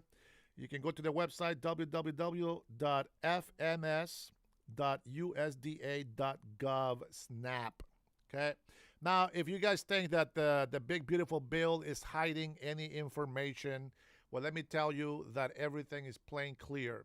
Now, if you guys don't understand what we're about to read, that's okay. We'll see. Maybe we can get some of our patriots in here to make a comment on all of this. Now, one of the things I will say here is this. The general work requirements, if you are ages 16 to 59, I started working when I was 16. Now, less than 15, to be honest. 15 and a half, I think I was. And able to work, you will probably need to meet the general work requirements to get SNAP benefits. The general work requirements include registering for work, participating in SNAP employment and training, or workfare if assigned by your state SNAP agency, taking a suitable job if offered, and not voluntarily quitting your job, reducing your work hours below 30 a week without a good reason, okay? Now, you are excused from the general work requirements if you're already working at least 30 hours a week. The big, beautiful bill requires you 20. So that's a benefit for you lazy people out there, or for those responsible parents that have kids that are 7 years and older, that they have to send them to school and then they can go to work part-time so that they can tend to their kids. So being that the requirement used to be 30 hours a week, it will now be 20 hours a week, okay? Now, bear with me here because this is something that I want to work on Washington to raise the limit of how much money you can make before you qualify for SNAP.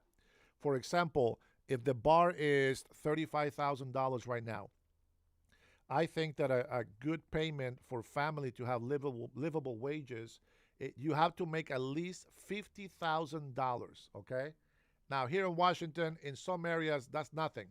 But in a lot of areas, it is. So it has to change depending on city, county, etc. All right? But that is one thing that works. Let me see.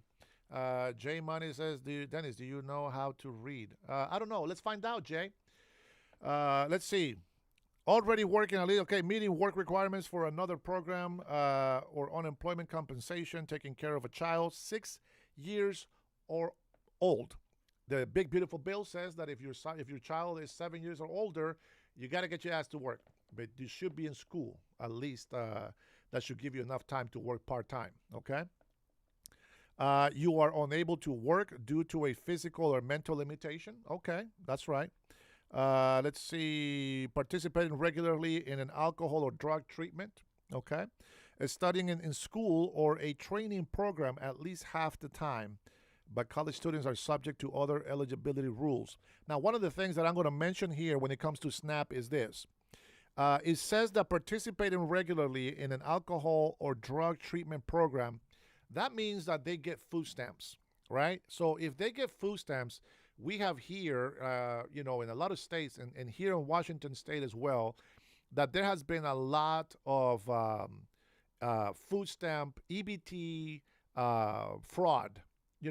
People, they go and sell their food stamps for 50% of the value so they can get cash and they can buy drugs or alcohol, etc. So if people are alcoholics and they're in drugs, they're getting food stamps, which is a good thing, but they can also use it for other illicit things, okay?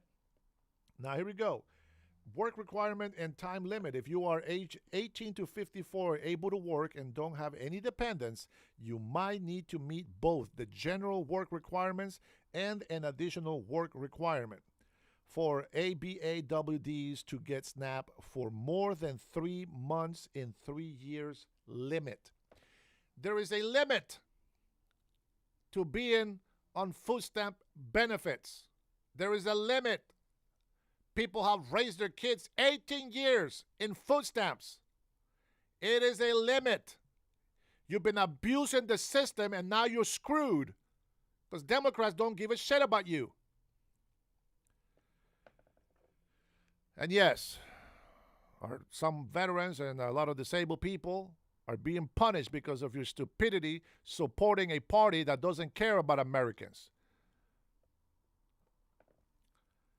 You are excused from ABAWD work requirements if you were unable to work due to a physical or mental limitation, which it seems like a lot of libtards have that mental limitation, which explains why so many of you are on food stamps. If you're pregnant, okay, have someone under the age of 18 in your SNAP household. That means that you can qualify for benefits even if you have an 18-year-old that is on SNAP. Excuse from the general work requirements. If you're a veteran experiencing homelessness, age 24 or younger and in foster care on your 18th birthday. Wow, their bar is ridiculous. No wonder the system is being so abused. Let me see, what else? Okay, so I got that. And then I went to more information, and this is SNAP alien eligibility. Let's take a look at this one. All right, here we go. Section 10108 of the OBBB amends Section 6 of the Food and Nutrition Act of 2008, FNA, limiting eligibility for SNAP to the following groups: U.S. citizens, U.S. nationals, lawful permanent residents, Cuban and Haitian entrants, and Compact of Free Association citizens. To be honest, I don't know what the hell that means. I don't know what kind of citizens that is.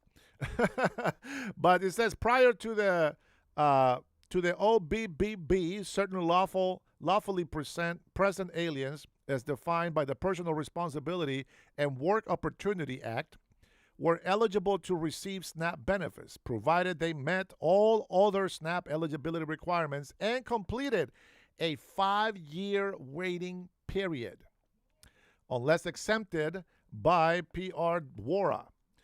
Following the the big beautiful bill, some alien groups previously eligible for SNAP are no longer eligible. Aliens continue to be subject to a 5-year waiting period, unless exempted by PR WORA. The chart below summarizes eligibility for aliens pursuant amendment to the Section 6F of the FNA. All right, so here we go. Eligible alien groups under the OBBB. I like to say the big, beautiful bill on there, but that's not what it stands for. Non-citizen U.S. nationals. That's okay. They just don't have the right to vote, but they are in an American territory, which means that they are allowed. They're still aliens, meaning they're foreigners. They're not American citizens, okay? Cuban and Haitian entrants, Compact of Free Association, COFA citizens, eligible immediately with no waiting periods as long as they meet all other SNAP financial and non-financial eligibility requirements.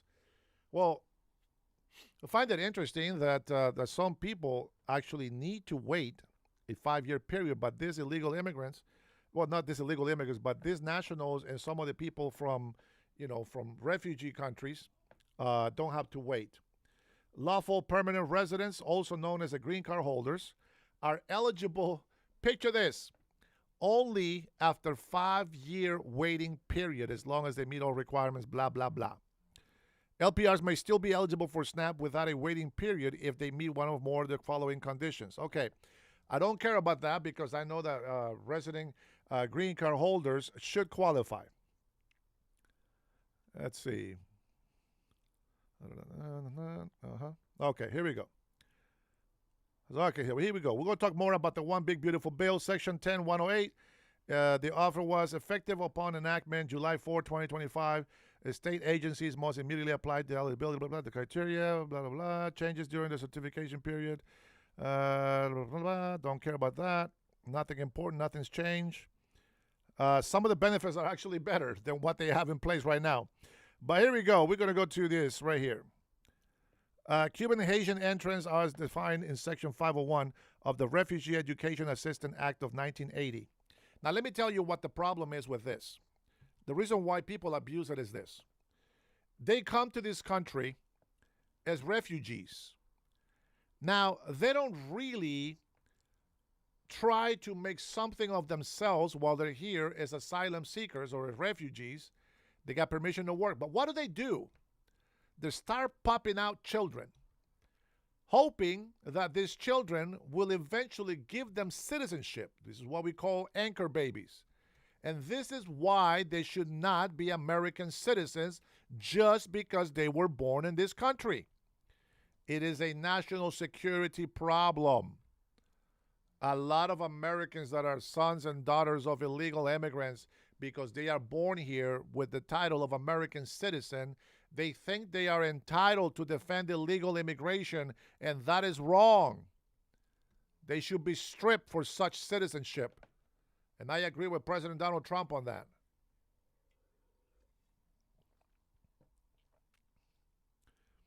Aliens who were qualified aliens as defined by the Section 431 of the personal responsibility. See how boring this thing is? This is why you guys don't know shit, because you guys don't want to read.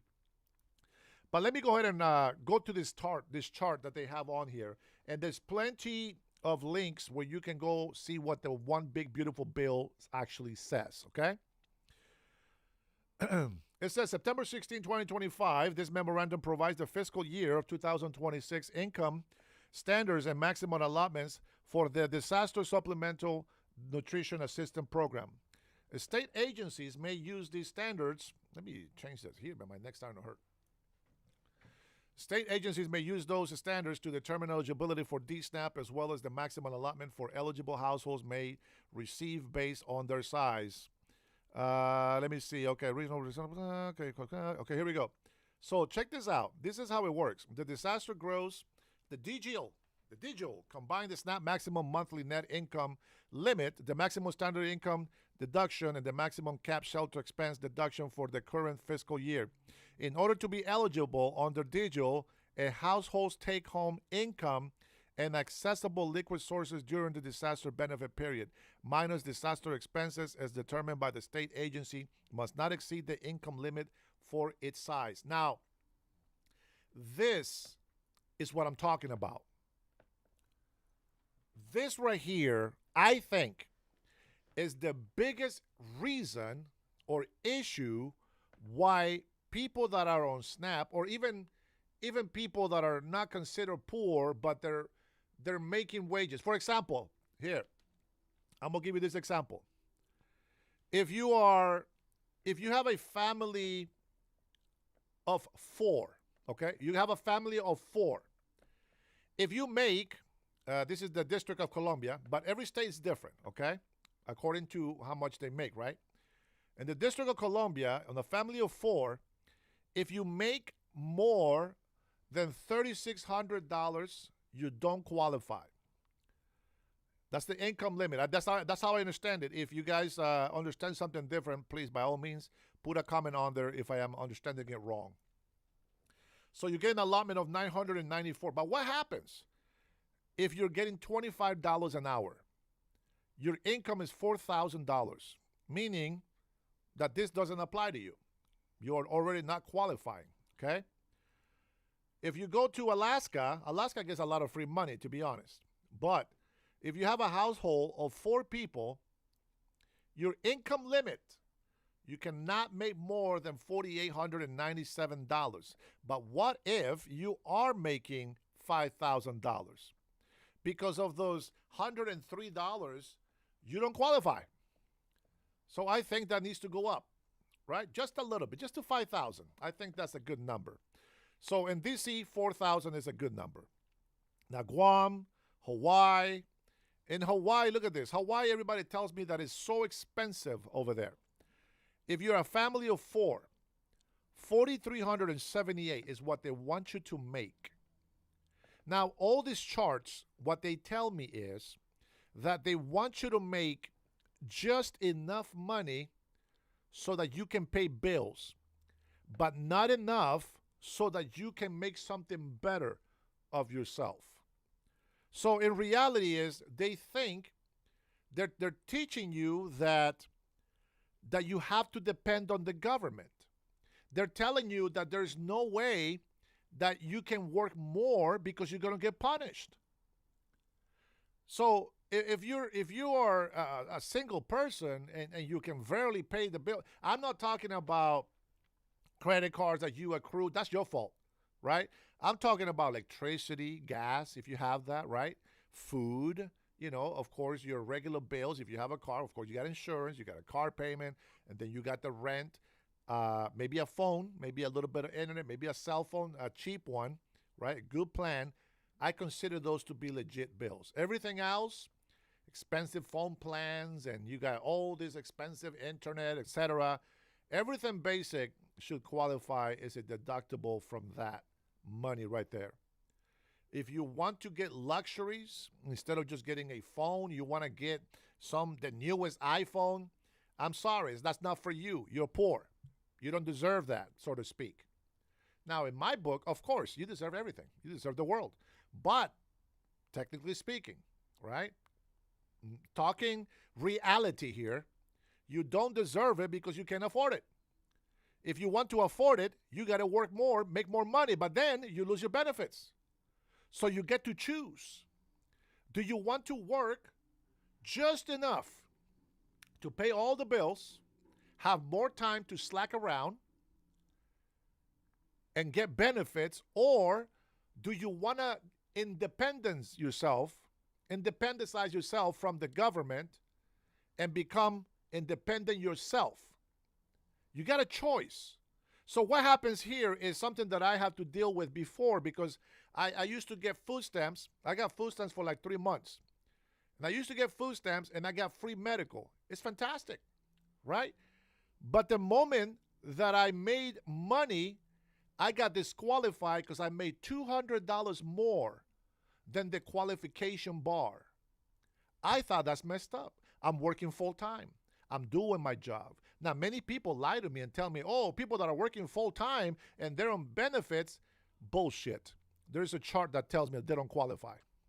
Unless they're working full time and they're not getting paid a livable wage, I understand that.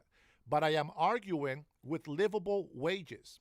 I am talking about at least $25 an hour, which, by the way, you should not get that working at Mickey D's, working at Wendy's or Burger King. You should not be making that money there, because that causes the price of that fast food to rise up, and then we got to pay more for our lunch. So now we're making less money in our workday because we got to pay so much for that fast food. Now, you as a student, you shouldn't be making more than minimum wage, and you should be making like $10 an hour. That's just extra money for you. Now, once you come out of high school and you go into your own business, or you go into a career, or you go to college and you make more money, hey, go for it. That's what it's for. Why do people go from a company where they have opportunities to where they start as janitors and they end up being the CEO of that company? because they work their ass off, because they're smart, because they continue to show up on time for work and they do a great job. There is possibilities for people to move up. How much do McDonald's workers deserve in your eyes? Minimum wage. Very minimum wage. McDonald's is not a career unless you're running for a manager. You should make very minimum wage. I'm going to tell you one example. I used to pay $5 for a value meal, and I'm talking about a double quarter pounder, medium size, not large, medium size. $5. Do you know how much I have to pay today? Today I end up paying almost $20. Almost $20 for one full combo. That is ridiculous. And why? Because the fast food restaurant employees are making a lot more money than the actual minimum wage requirement, which, by the way, the beautiful government that we have thought that it was a great idea to raise the minimum wage to over $16 an hour. Well, now I can afford to eat at McDonald's. When I have to go to work, McDonald's is not the most healthy food. This is why I go and try to grab those deals, because I don't have that much money, number one. And so I go and get those deals, right, where you get 2 McDoubles, right? You get 2 McChickens, and you end up paying like $11. Yeah, $25 an hour gives you $4,000 a month, minus taxes, of course, right? So $25 an hour gives you $4,000. I think that if we raise the chart to, if you have 4 people, okay, if we raise it from 3,400 to 4,000, I think a lot of people will actually go to work, bust their ass off, because they know that they will still qualify for free medical, at least free medical, right? Oh, cutting edge. Super chat incoming. Man, nobody took you off, man. Nobody wants to take cutting edge of the boss stream here. I think if Liberty for All was here, he would have taken you out a long time ago. All right, cutting edge says it's like to have a father for life and later you're under his hands and you can't do nothing without him. They're gonna control you for the food. It's so easy. Perfect villain plan to control the world. I understand exactly what you said there, my friend. I understand exactly what you said. And you know what? That's how it works. That's why they vote for them. It's funny that you said that, bro, because the reason why we leave our parents' house is to be independent. But once we become independent, we know that the rent is high. We know the food is expensive. And you're like, oh, my God, everything is so expensive. And Trump said he was going to lower the prices. Yeah, well, if you're used to buying food with food stamps, you never knew what that cost. If you never ride a car, you never drive a car, you don't know how expensive gas is. So you have no room to think or say or discuss with it, right? Melody, oh my goodness. Melody, you're such a loyal hater. And here you are telling others how to spend their money when you wasted your money in fast food. How the hell is that wasting money? I got to feed this body. It takes a lot of calories, a lot of energy and strength to move this body around. What do you mean wasting? I'm not wasting. I got to eat, woman. Here's how it works. If I eat once a day, which, by the way, it should be 3 times a day, breakfast, lunch, and dinner. If I eat once a day and I go and buy fast food, it's not because I want to, it's because that's what I can buy. If I try to go buy a Subway, well, it's more expensive. If I try to go buy healthy food, this is how it goes. I go buy some chicken. I want to buy some lettuce, some cucumbers, tomatoes I don't buy anymore. I don't like onions. I can eat them, but I don't like them. And then I will spend more money to make my own food than what I would actually go and spend fast food money. So you got to pick your poison. If I want to eat healthy, I definitely can't afford that. But they make it affordable enough for me to eat junk food. That's how that works. And so the government will expect you to be dependent on those food stamps so they can tell you what to do and that you will always vote for them. What is the one thing that Democratic Party is so proud of? They say, we gave people welfare. That tells me everything. Now, again, I don't want to put it all the way down, right? I want to say this. When I run for Washington governor next year, hopefully, if we do it, I want to raise the bar. I want to, you know how it is? It's like maybe a lot of people, they say, oh, free healthcare universal healthcare for everybody. Everybody, free healthcare. No, I don't agree on that. Free food stamps for everybody. No, I don't agree with that. Two things. We need to raise the bar. So we need to sit down. Okay, what is the average rent for this city? Average rent is this much. Okay. How much do our citizens have to make? Mind you, citizens, not illegal immigrants. I only care about citizens. How much do our citizens and residents make a month? Okay. If they make this much money, okay, here's the bar. How much do I need to qualify for free medical, free food stamps, and allow people to still work full time? The one way that I would support universal health care, now let's be honest, here's the catch. Your health care providing will probably go down the shit when it comes to quality. Hopefully not. Maybe I'm wrong. But let's just say we raise the bar to qualify for medical, free medical, for food stamps, right? Will that help? Because what you guys are telling me is that by having food stamps, it helps the economy. Melody, you already failed economics 101. Oh my God, this fucking lady, dude. I'm going to have to ignore you, Melody. You have no freaking brains. I'm trying to be very nice to you, but you have no brains. What the hell is wrong with this lady? Where's my Excedrin? I need some headache medicine. This lady is going to ruin me and make me emotionally compromised like her. Oh my gosh, how do I help people? It's like, I want to be a very good lifesaver. I want to be this great guy that jumps into the ocean and fights the waves and saves the people that are drowning. But this Melody, you got to let go of that anchor. You're killing us. You're killing us both. I'm going to have to knock you upside the head and then save you or just let you drown. Now, the reason why you think that I failed the economy is because you're narrow-minded. You're only concentrating on the one thing that I'm pointing out to. There are other complements to lives and the economy. Number one, the stock market is not the economy for the country. That's a fear-mongering thing that investors can use, but it's nothing to do with the economy. Cutting Edge says at Melody Serena, say that to the Cubans, and they will slap you so fast. Man, this people, bro, I'm sorry, man. I just, oh my goodness. Oh my goodness. Let's see what happens. But this moment right now is just for Cutting Edge. Like a jefe.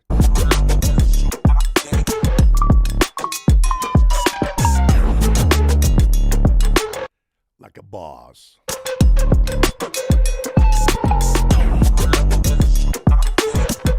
Is he here, kid?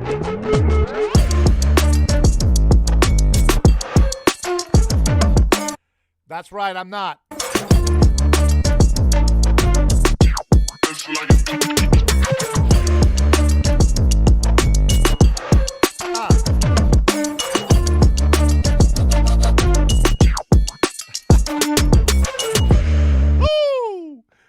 You know who's a real woman, Melody? Trinity Meadows. That's who's a real woman. Very smart, wise, cares about this country, cares about the history of this nation, cares about her native people, but also understands that we are all Americans in this country, and that's what we fight for. Not for illegal immigrants. We lost enough wars, enough battles for to migrants to come into this country. Now, this is what we got. We will not allow any other illegal immigrants or invasion from our enemies to come into our country. You got that? thank you very much for your cooperation. With that being said, there is other things that we have to look into besides just the welfare system. Absolutely. We need to deregulate a lot of businesses. They're being punished for something that they are not responsible for. I'm going to give you one big example. You know, AOC in New York, she lost 20,000 jobs from Amazon. And a smarter governor, a smarter senator, a smarter mayor took advantage, and they are making money because of that. Sixto, welcome back in the house, my friend. Welcome back. Welcome back, welcome back, welcome back. Okay. We have another thing coming. Of course, we already know the farmers. Here is the thing. Illegal immigration allows for criminals to infiltrate our country. We have lost over 800,000 American lives in this country because we have allowed illegal immigrants. Let's not kid ourselves. Millions invaded our country, and your broken emotional belief is allowing them to stay here, but we want them out. You want to help these people? You help them in their country. Let's see how much you really want to help them. You know what I found out from most people that come in here? It's that a lot of people that say, let them in, they don't want them in their house. They don't want them in their yard. They don't want them in their property, but let them in as long as I don't get bugged, right? Yeah, Democrats were happy when they were sending all these illegal immigrants to red states until they started pushing back and sending them to blue states. Oh, wait a minute. What are you doing? Oh, hold on. Wait a minute. Why are you sending these buses and planes over here to blue cities? Well, you sent them to our red cities. Now what? That's where I'm at. Cutting Edge says, if we forget our history, we're doomed to repeat it. 100%, my friend. The invasion is from within, not immigrants. Oh, Isauro, you are 100% incorrect. Over 21 million illegal immigrants came through the southern border. A lot of people that came here from Middle East and all these other countries overstayed their visas. A lot of migrants lie to the American consul so they can come over here into the country, and then they overstay their visas, and then that, my friend, adds even more illegals in this country. We got to put our foot down. We got to be strict with it. And then once we have, you know what, once we have enough people, then we can go ahead and relax. But until then, we got to get rid of every single illegal immigrant, specifically that came to this country in the last 4 to 5 years. All right? That's how I feel. And we welcome Jim Jordan, who was the chair of the House Judiciary Committee from the great state of Ohio. So, Senator Blackburn, I hear this talk that after the election tomorrow, the Democrats are going to make some kind of deal on the CR and the shutdown. I don't know why that's the case, but maybe you can help me on this. I don't understand it. You know, Larry, they were going to make a deal after October 18th, and then they were going to do one after November 1st, and now it is after the elections tomorrow. But here is what we do know. Chuck Schumer has planned for this shutdown for a long time. He is wanting to take one giant step toward socialist-style health care, government-run health care, and wants to supercharge Obamacare. They are willing to let people suffer, federal employees not be paid, FAA not be paid. They said they weren't going to do anything until planes started to fall out of the air.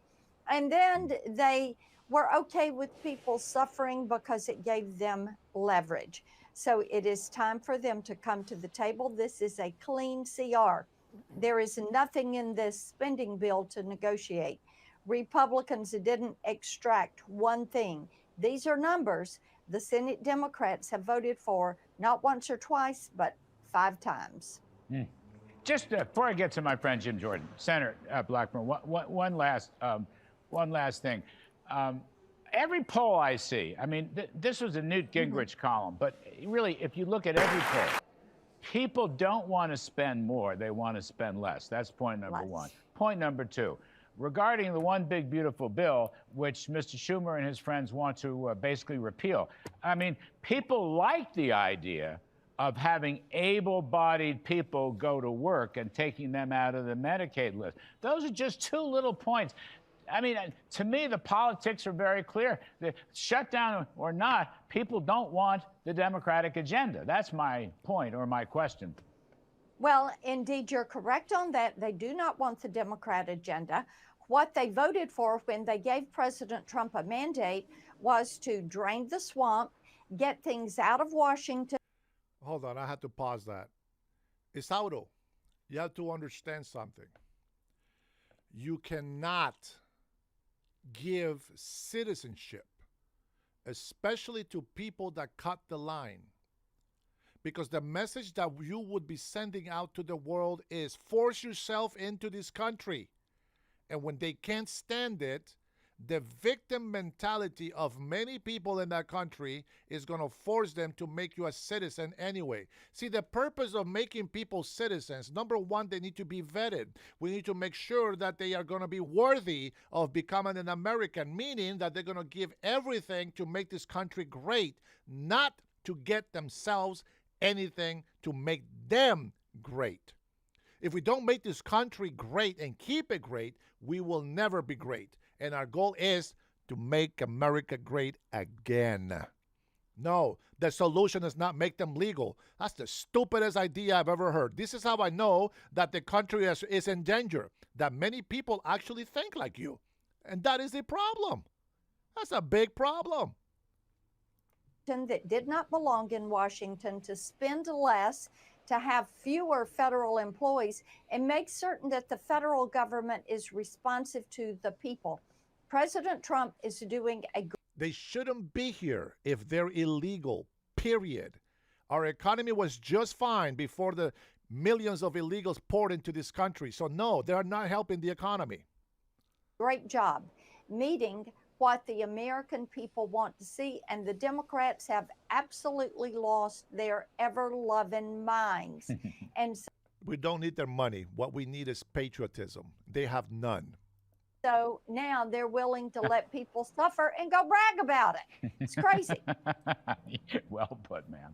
Very well put. Okay, Jim Jordan, I want to come to you. This is President Trump on 60 Minutes last night on the business about the filibuster. Take a listen. Here it comes. I think we should do the nuclear option. This is a totally different nuclear, by the way. It's called ending the filibuster. Republicans have to get tougher. If we end the filibuster, we can do exactly what we want. We're not going to lose power. All right, Mr. Jordan, let me just ask a technical question. Yeah. Is it possible to carve out, now Chad Pergram mentioned this in his report, to carve out... They are the most patriotic, but to their nation. Ask them a question. If our country went to fight against their country of birth, who would they fight for? 100%, I guarantee you, they're not American patriots. Some kind of end to the filibuster just for a CR or appropriations. In other words, it would be like reconciliation, but for CRs. Now, is it possible to... I'm not advocating, I'm really asking you, you're the head of the Judiciary Committee. Well, is that possible? I think anything's possible. These are the Senate rules, but the Senate would have to be the one to do it, unless we're going to pass a law. But then to pass the law, it still takes the Senate to agree to do that. You still need a vote. So largely, this is a question for the United States Senate. But there have been carve-outs for other things. I think it's maybe something we could look at. But I leave this question largely to the senators, what they think is best. It's their rule that we're functioning under. And by the way, Larry, your riff was great. I learned a long time ago that price controls in government-run businesses lead to one thing every single time, and that's shortages. If that's what the folks in New York want, I mean, this is how ridiculous that is. Yeah, well, Democrats are running on price controls. They're running in New York and in New Jersey. I don't know about Virginia. Maybe they are, maybe they aren't. But in those two states, they are. I mean, socialism's on the ballot tomorrow, Jim Jordan. Yeah, and I had the opportunity way back when, 1987, to compete in what was then the Soviet Union. And I tell people, when you go to places like that, you thank the good Lord you live here where you don't have that type of system. I was in Moscow in February. Let me guess. You don't like him because he's never brought a bill or a law in place? Not everybody has to do that, moron. They are there to discuss and to make sure the right things get passed. Get off your Democratic leftist points, will you? I'm sick of that. I've heard that for many, many decades. I used to support Democrats, so don't play that game with me, man. Now in February, it's like 400 below zero, and you walk into the stores and there's nothing there. There's nothing on the shelves. That's what that kind of system gives you. And this is what this guy in New York is promoting. And it sounds like Mikey Sherrill's doing some of the same thing, at least on the edges. That's not good. I think everyone should understand that. But that is, again, what's on the ballot tomorrow in these key races. Senator Blackburn, you can. Cutting Edge and I won't slap you. We'll leave that to Trinity. See Jim Jordan punting to you on the question of a carve-out on the filibuster matter. So I'm going to ask you, is it possible to, it would be like a reconciliation bill, I suppose, just for Thank you, Mr. William.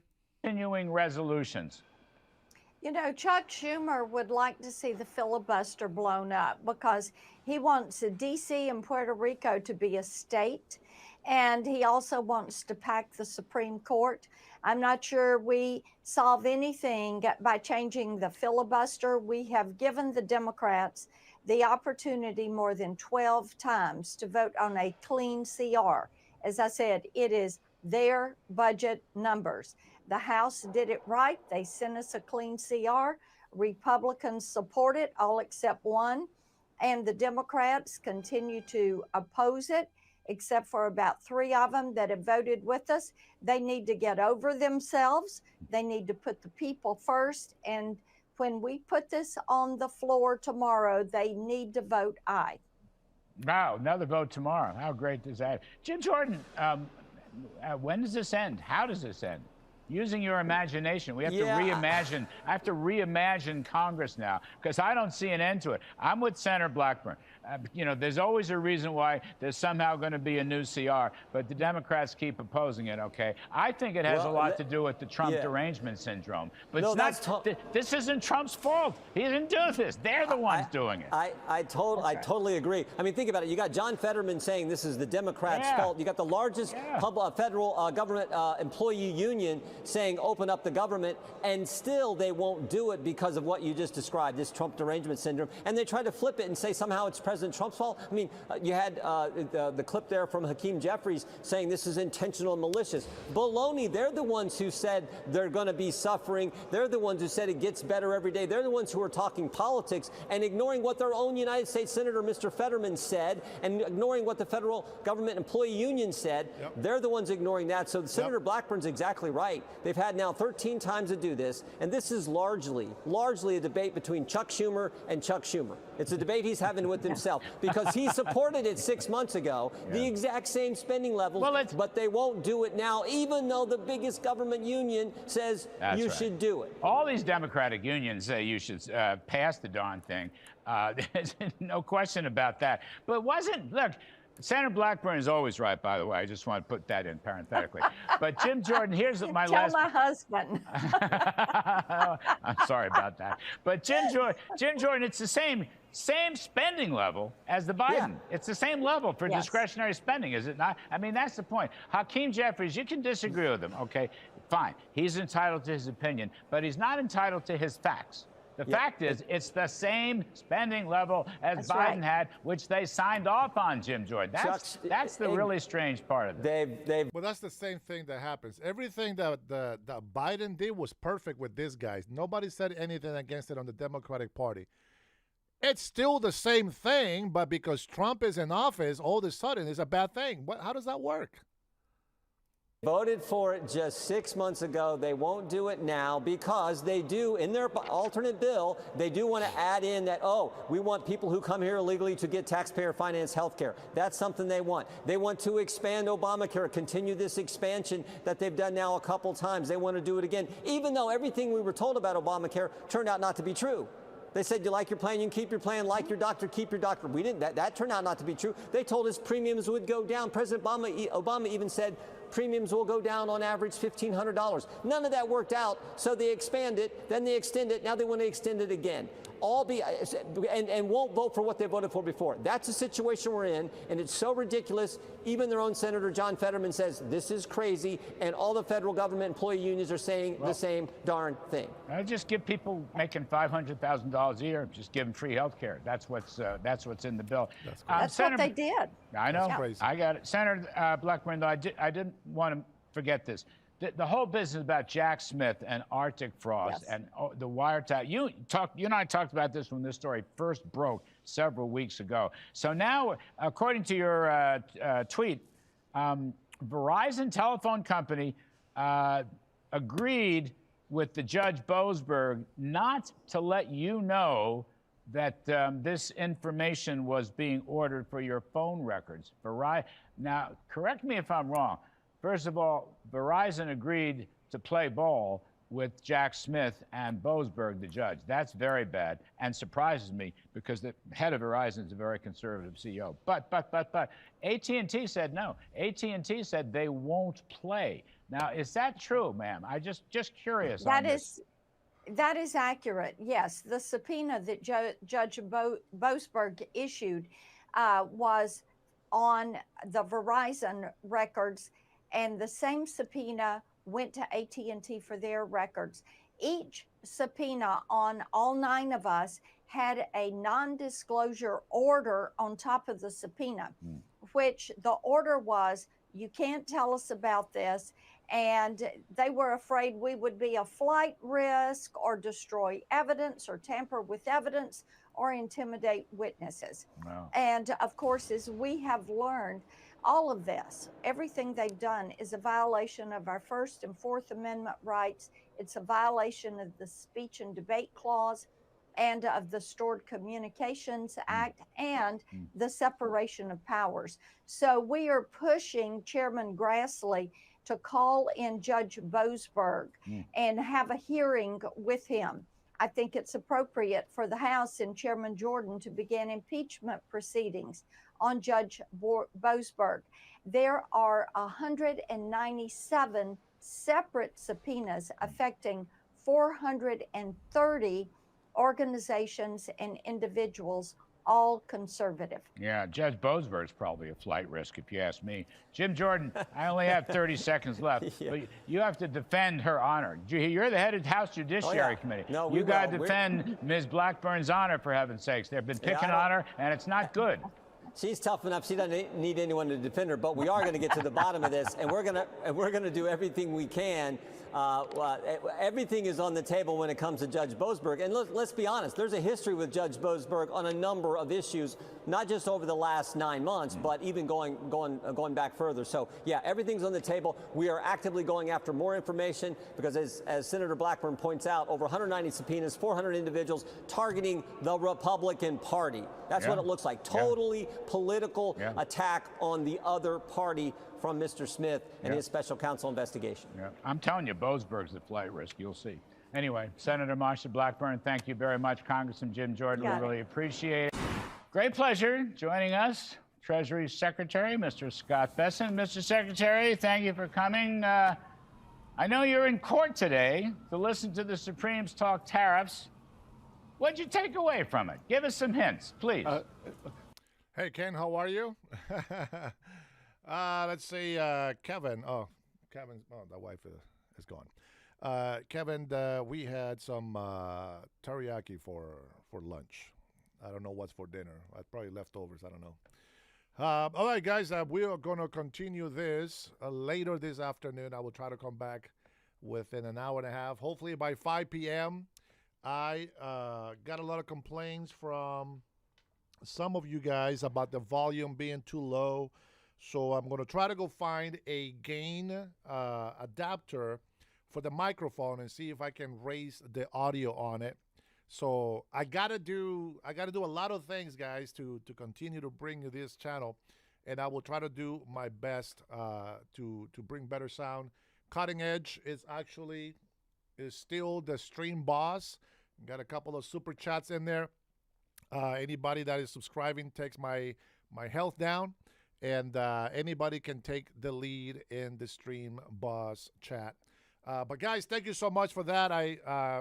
I know, Kevin, but some I got a lot of old folks that follow me here, and they Kevin, Ken and Kevin don't want me to leave. If I don't go buy this right now, I'm not gonna get it until probably tomorrow afternoon. So I got to go deposit some money, and then I have to order it so that I can get it tonight. I won't get it by the time I come back live, but once I get it, I'll probably switch it up. All right. So, oh man, is this really live? Ross is in unbelief. Is this really? Is this really? Is this really alive, guys? We don't know. We'll just keep people guessing. Brian said, yep, Dennis, last night your mic volume was low, but your video volume was blasting. Okay, yeah. I can see that. See, I got my phone here that I can't watch.